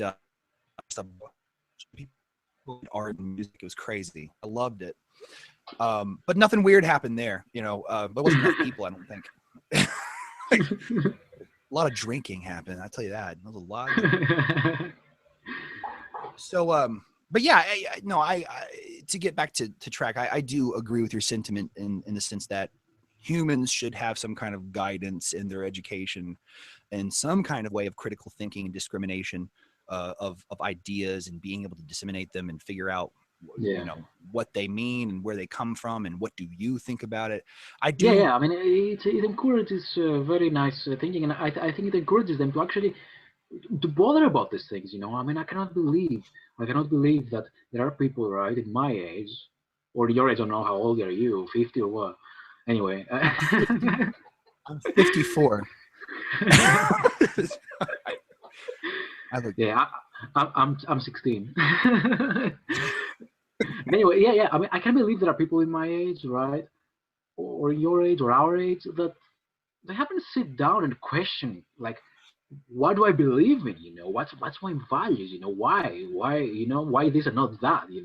I mean, I think it's terrible, and I think philosophy could encourage this. Now, of course, somebody will say, well, all right, you can read philosophy anytime you want, like I did. I mean, nobody taught me, nobody taught you, but I would argue that it's nice if they get introduced to that. They don't have to study philosophy in school. They just have to get introduced to that. Yeah, I think so. But when you get into school, it's a bunch of stiffs that work there. So they're going to essentially teach you Yeah, you're right. they're You're going to teach you totally right. deontological, Yeah, yeah, ethics, bullshit, and all all. bullshit. They're going to teach you Kant and all this other stuff. They won't. They'll take. Oh no, that's child abuse, actually. They will go and they'll give like 2 minutes to Nietzsche. I know. he was a guy, and he said crazy shit. Moving You know on. what? You know what? I'll tell you one thing, right? When it was the time that we're gonna get taught about Nietzsche at school in philosophy, we just inexplicably skipped that. So can you tell me why? I know exactly why. I know who said you guys are gonna skip that. The kids don't want to learn anything about. Exactly, and then past him, we won't get into any Sartre. Maybe Camus, maybe, because he's pretty establishment friendly in some aspects, but now Sartre that definitely wouldn't be now that taught. I think of now that I think of, we spent an extremely great deal of time learning about Kierkegaard and his like so-called like God arguments and stuff, but we didn't learn anything about Nietzsche's anti-God arguments. I Right? can I, Exactly. I can't help but to think it's not really that random, you know. It's all Saint Thomas Aquinas and da da da da da da da and da da da Oh da fuck da. that! She don't even All that mention stuff. that name. That City of was going. God, City of God. I mean, Saint Thomas, right? Every time, that's a smart idiot. Every time you talk to a smart idiot Christian, because the idiot Christians are like, you disrespect my Jesus and stuff. But the smart idiot's gonna be, yeah, but Thomas Aquinas, do you know that what he said? He was a philosopher. Yeah. He wasn't a saint. He was a philosopher. And do you know what he said? And they're gonna start like this. So fuck that bullshit. Yeah, it's true. I've dealt with it actually before. I've dealt with that exact same conversation before in my time I of know. being I have alive. too. I have too. But yeah, but here's the thing: in America, it has morphed.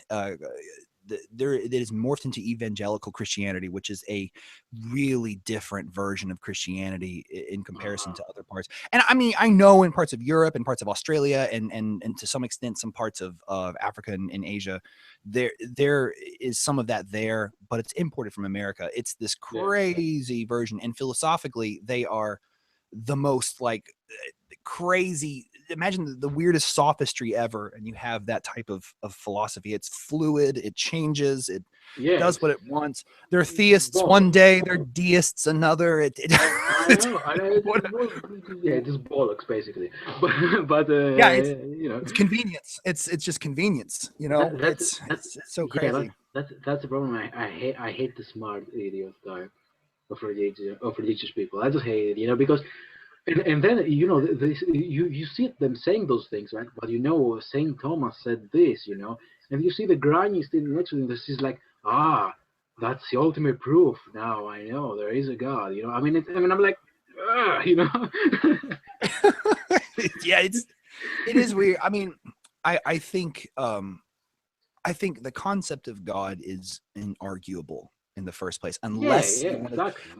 unless you want to start making claims about saying that you have proof. Okay, well, what is it? I want to hear it. That's cool. Yeah, But if you're not talking about it, there's no worry. It's a philosophical dead end to me. It's to it, me, it's this. It's the it's same thing. something. Go ahead. Yeah, it's more or less philosophical. If you even are philosophical about it, because most people aren't. But if you are philosophical about it, and if you are seriously methodical in the way you like try to reach to conclusions, right? It's just like dead end. I mean, the question itself, right? It's just totally absurd. It's an Well, absurd. you Yeah, have to answer that for yourself. I mean, that's in the end. yeah, And yeah. that's not even a philosophical musing. That's just a fact of life. I mean, Exactly. Yeah, it's it's a not even. it's a question like any other question in this world, and you have to accept it for what you want it to be and answer Yeah, it for the way you want it to be. Yeah, yeah. and there's not. What are you going to do? You're going to export that? You can't export that. You can't export your reasons to somebody that doesn't involve any kind of evidence. You can't do that. You The just got to thing, be happy with it. the thing with religion in general is that uh, their reasoning, right, is based on a totally different type of data, right? Sure, That's experiential. why you. That's why you cannot. Yeah, well, bullshit data, if you want to call it like that. That's Well, why. That's why. you could I anecdotal mean, then. You could call it that. yeah, whatever. You can be the political correct, and I can be the political incorrect, because that's our. That's my role here. But and also it's gonna cause some controversy and gonna be more famous tomorrow. But anyway, Right? uh, Hopefully. yeah, no, I just to be honest, I just wanted to say that they don't follow. I watch these debates with creationists. That's the smart idiot. The creationist is a smart idiot. And they just don't. I actually watched this, right. I really wanted to learn to listen to these people. I'm not like dismissing them. But I wanted to listen. And the way they were dismissing the scientific evidence we have about the obvious, and they were making the case that the Earth is 6,000 years old, and I listened to their arguments, and then I realized that this debate can go on and on and on, simply because their scientific, if I can call it like a process, and the data they use is totally different from the data established science uses, established philosophy uses. Oh, sure, sure. And that's why a debate is useless, right? It's like me telling you, trying to convince you about something, and based on some facts A, and you base everything on fact B, and there's totally different things. And unless we agree to which kind of facts are actually real, right? We cannot debate, right? It's Yeah, pointless. it's true. It is true. There's I mean, I try not to get in debates with people about it because there's a dead end. There's nowhere I can go with it. I mean, Yeah. if you believe that the Earth was 6,000 years old or whatever, enter your number here. There's no way I can talk you out of that. Yeah, You know what I mean? that's There's no way exactly I want to talk well you out put. at all. Yeah, I mean, there are people who believe the Earth is flat. They actually exist. Those people exist. yes, and they're making a revival. They're the spotlight. What's up with that? And they're just like they have this characteristic of like these smart skeptics. They're like, I know the answer, you sheep. You don't understand. It's a flat Earth. I don't. It's so weird. Yeah, I mean, It's so crazy. And exactly. go That's ahead. that's the point. That's the point. I mean, if somebody, I debate with Christians. If somebody wants to come and tell me that, God is this and that, I'm just gonna sit and listen. But if somebody comes and tells me, because it's too abstract, so we can talk about it, yeah. But if somebody comes and tells me the Earth is flat, what the fuck, Okay, see you later, and just run the other way. I mean, you just can't talk about these things. Yeah, it's absolutely true. I mean, I can understand where they're coming from. I've had feelings in my life and Yeah, experiences in yeah. my life I cannot that criticize them. I cannot criticize them or judge them. But yeah, I mean, I'm just saying I won't debate with them because debate is pointless. That's what I'm saying. The debate is pointless. completely. I mean, even me, it's even me. I can't do it. I'm completely convinced of my side. So I mean, You know what? I'm You know completely what? convinced too. You know what? This right now, this is gonna cost me a whole bunch of creationist fans I got. But Do you anyway, have creationist fans? If you no, have creationist fans, you should make a short little EP called 6,000 Years and, make a little, no. I'll help I'm you gonna out. make one. I'm g- I'm gonna make one that will mock them. I'm gonna make 7,000 BC. That will be a title. You should, you should make the music and I'll make the vocals down for our next EP, which by the way, everyone, I'm announcing right now this summer, we're having a evangelical Christian EP coming out. And he's gonna make it's a retro 80s type thing, but I'm gonna do the vocals why for don't it. we? And Why don't my we? God. Why don't we? With a vocoder, you should like preach with a vocoder. The vocoder of I've preach. actually wanted I've actually wanted to at one point write Why don't we Christian create? songs Why don't we create a new subgenre of synthwave? And that's called Christian synthwave. because it probably exists. Like Christian versions of music is just like porn. It all there's always a version Yeah. already of it out. There is. Exactly. Yeah. When I was But like 12, I heard Christian black metal for oh the my first time, god, and that is was there such insane. a Yeah, thing? and that Is was there such... yes. I'm telling you, go on a rabbit hole journey through Google one day and Oh, hear all the subgenres of Christian music there is. Man, there's all kinds. There's even Christian acid house type stuff. It's I know there's insane. Christian. I know there's Christian trance, and I'm like, Oh, sure. what is that? Why? And but the funny thing is that you can be anything. Let's say that you I don't know, you make deep house or whatever, and then you just drop a line or two from the Pope, and suddenly it's Christian deep house, and there you go, Or a new what about subgenre. Christian? And I'm a Christian, so there you go. What about Christian big room EDM? That would be amazing. He died for you.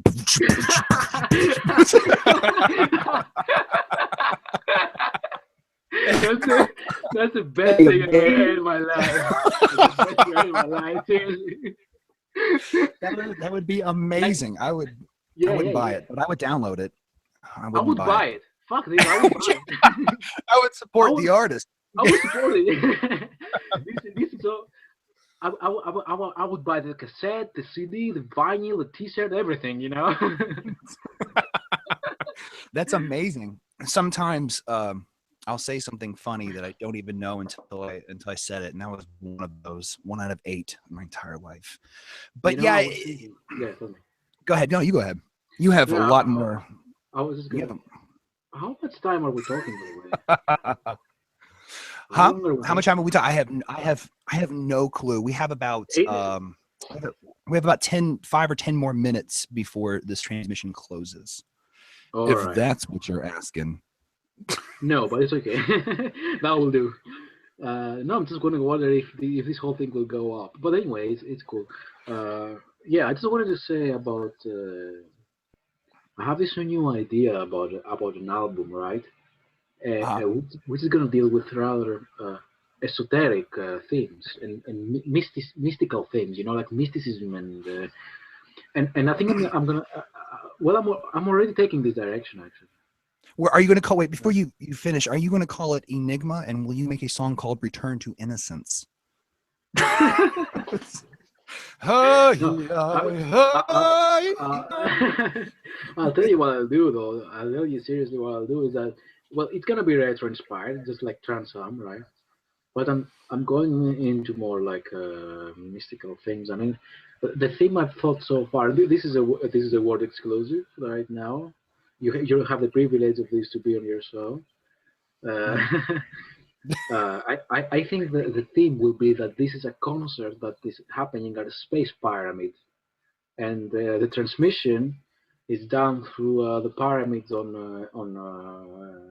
Egypt, and from there it gets transmitted straight into the people's brains. And when you buy the album, this transmission live from the space pyramid is coming into your brain. That would be the the concept. But the music itself is going to be retro 80s inspired, you know, and all.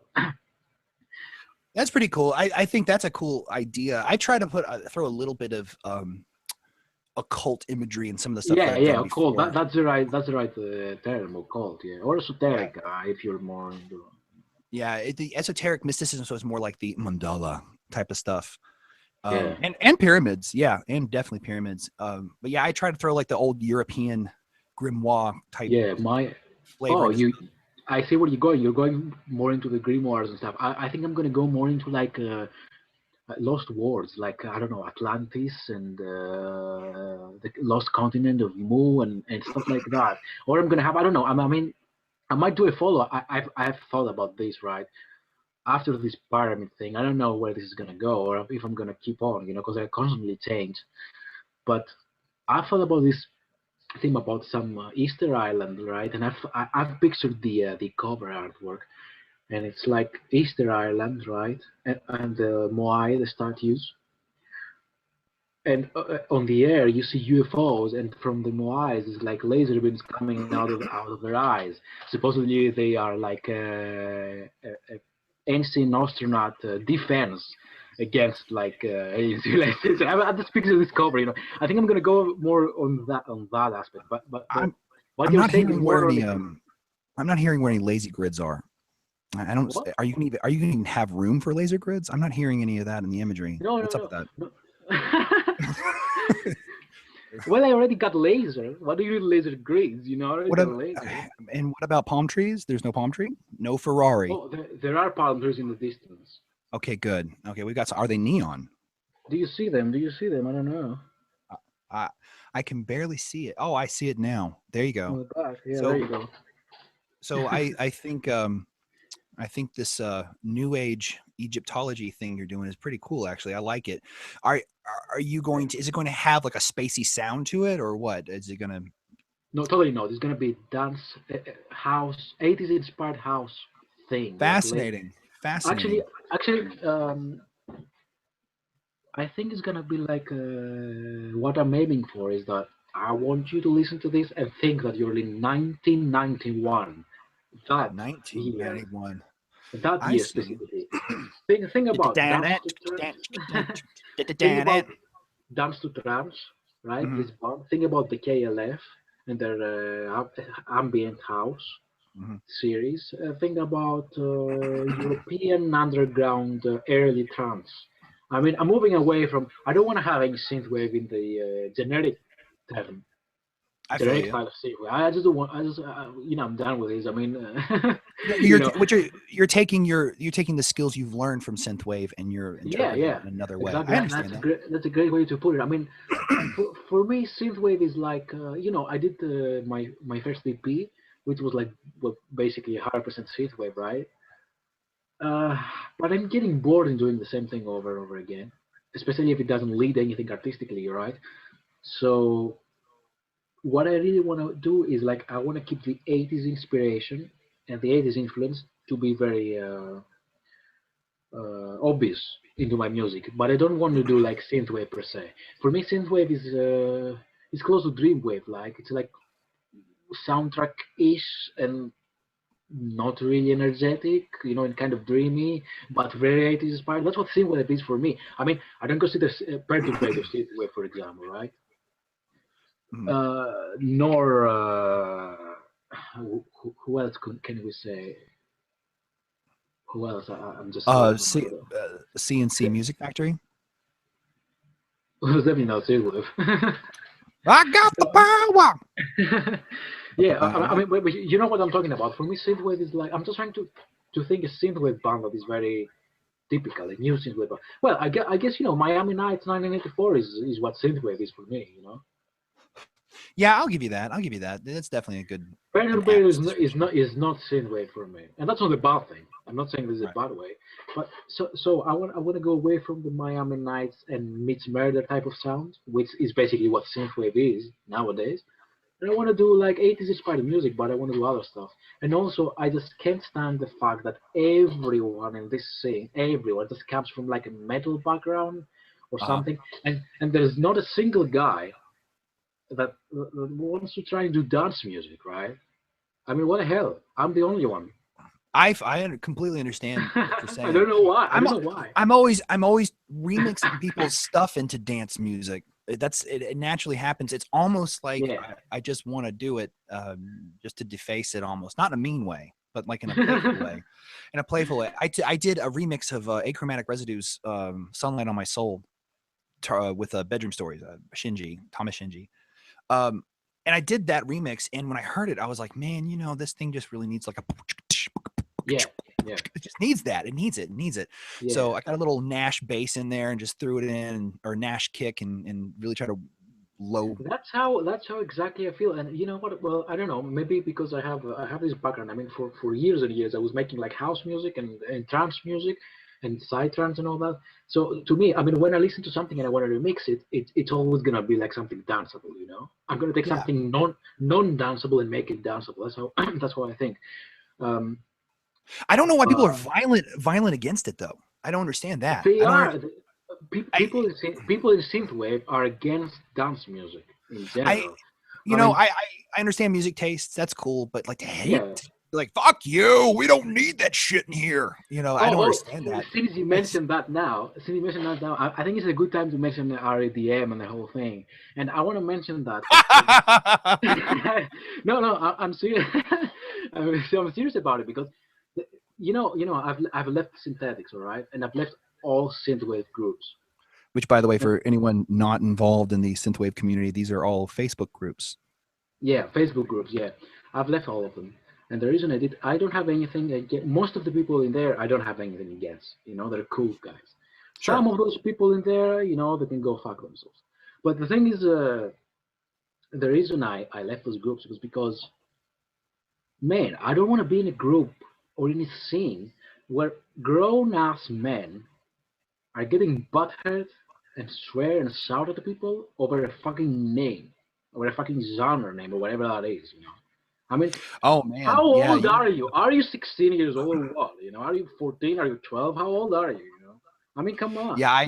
I never understood. Well, first, two things. First, I never understood the hatred of the whole REDM, retro electronic dance music, for you uninitiated folks listening.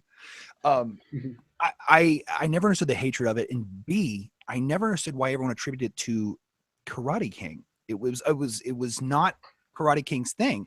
In fact, never he was never making anything like that. He was But never we had never pushing you and anything like I, that. He was doing his you and thing. I, you and I wanted to push this thing, and Karate King didn't.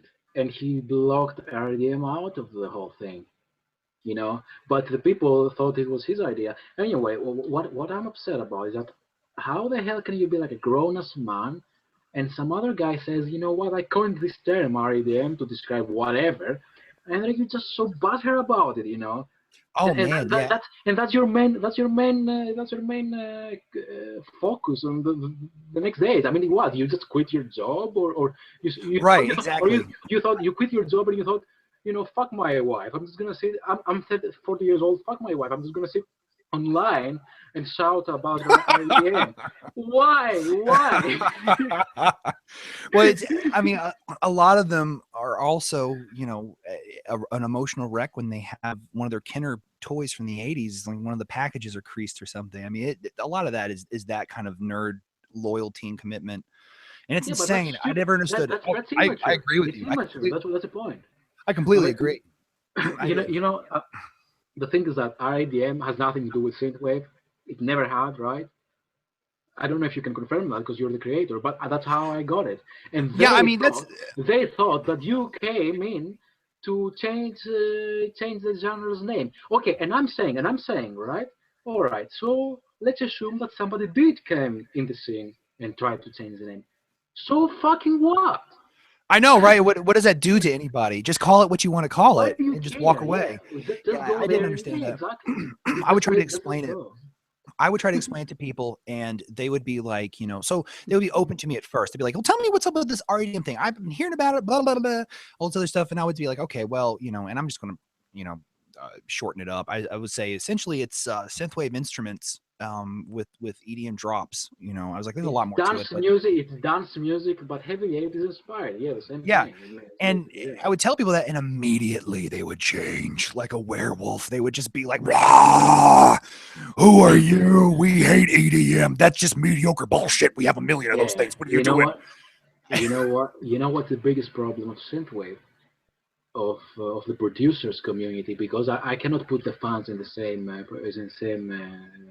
place, but the thing is that they want to keep, they're like gypsies essentially. They just want to keep this culture 100% pure. Like this is going to keep Right. this inbreeding, musical inbreeding going on, right?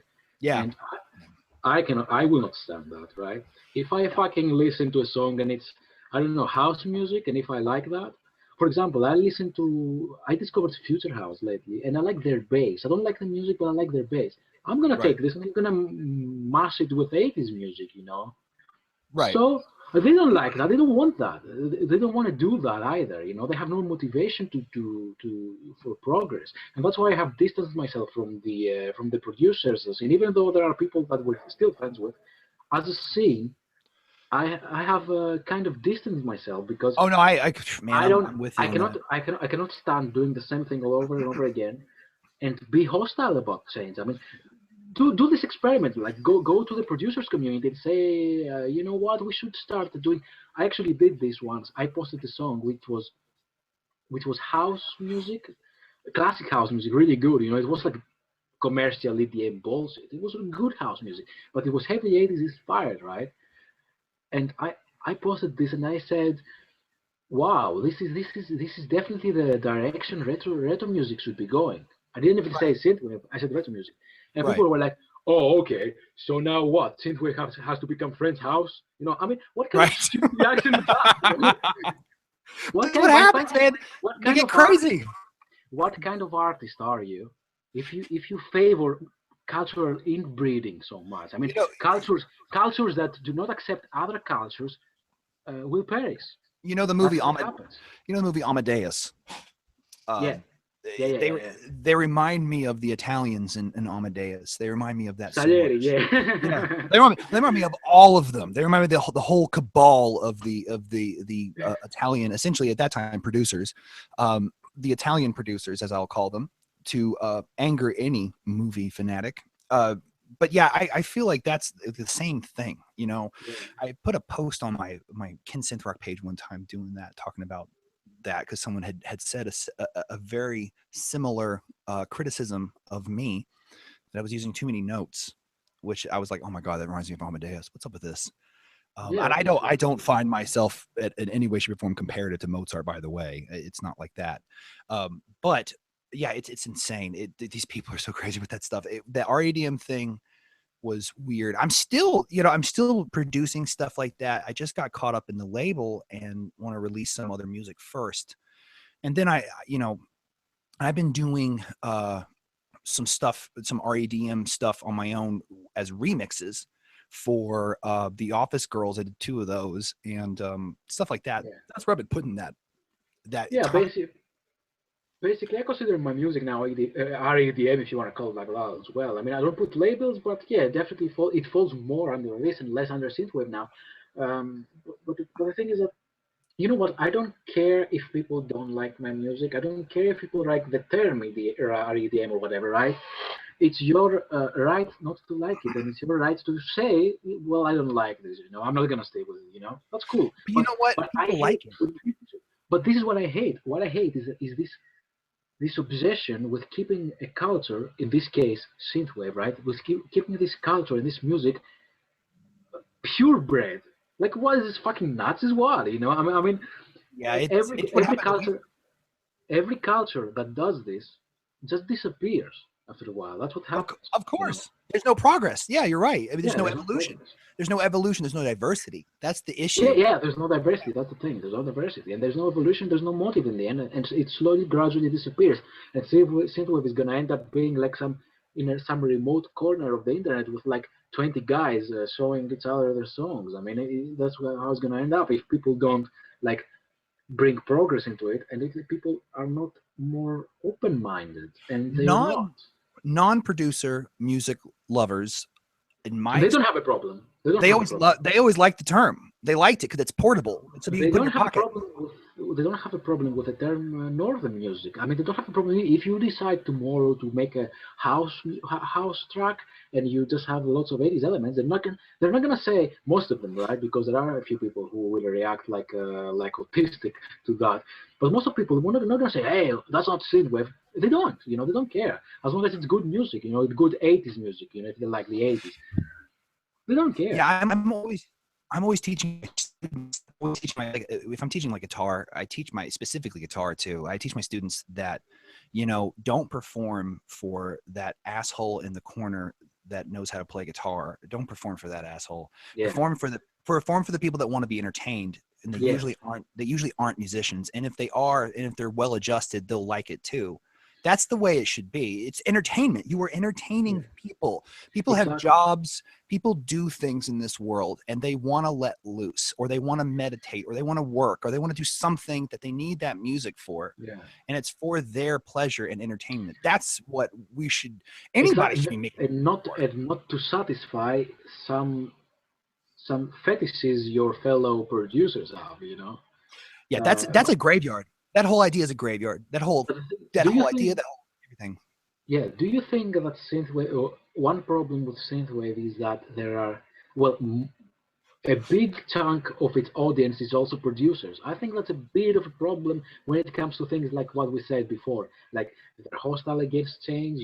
They're hostile against. I mean, what do you say about that? Do you think this plays a role? That everybody's a fucking producer. Do you think it plays a bad role into it?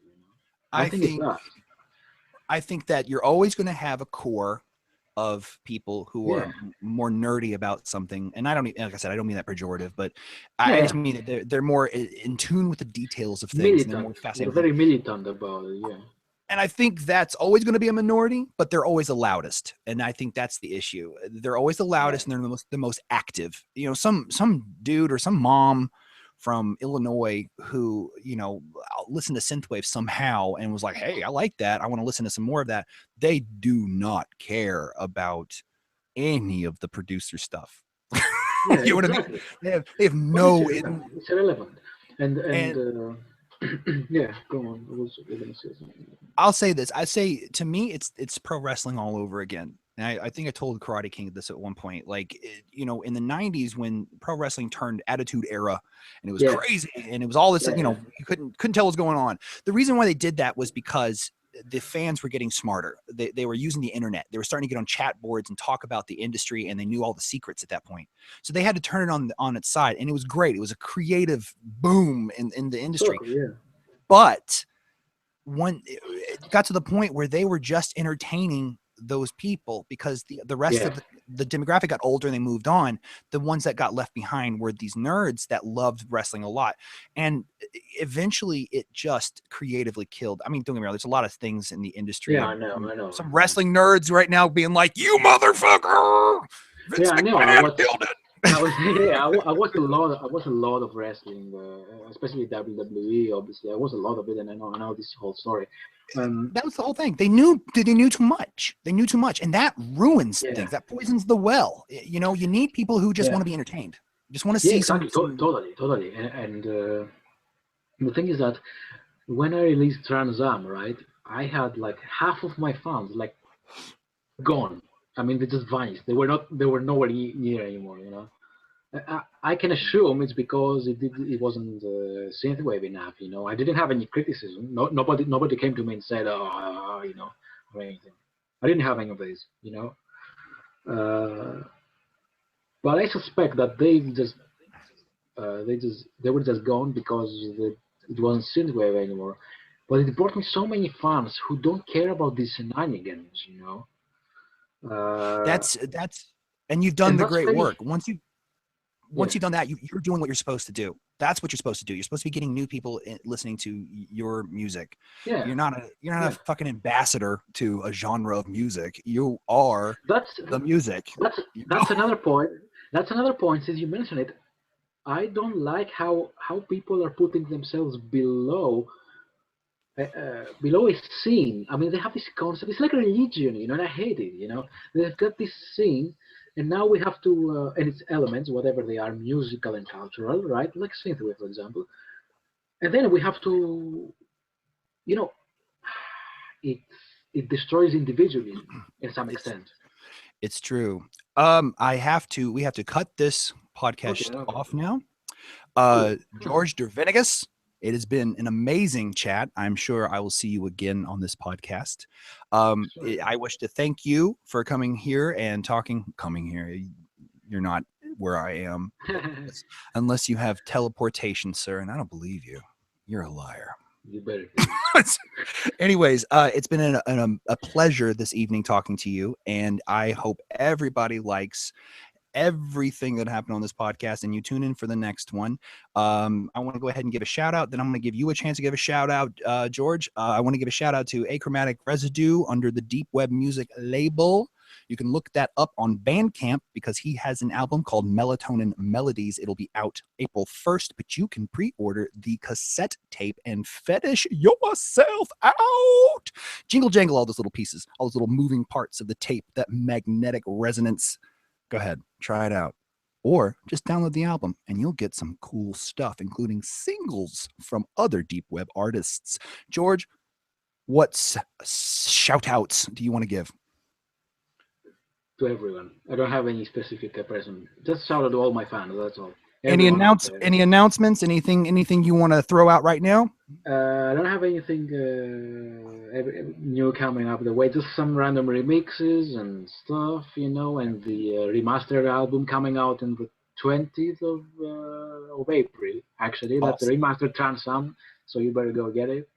Go get the remastered. I want you to do a voiceover for an advertisement when my Great Pyramid album comes out. I have a nice voice for an advertisement. I would love to do that. Chocolate rain. I would love to do that. You can be found on Facebook under VHS Dreams. You can be found on Twitter under, I'm assuming, VHS Dreams. And everywhere. Yeah. You can be found Tumblr. You can be found on Bandcamp, and he can also be found with his premier and exclusive label, Pool House Ltd.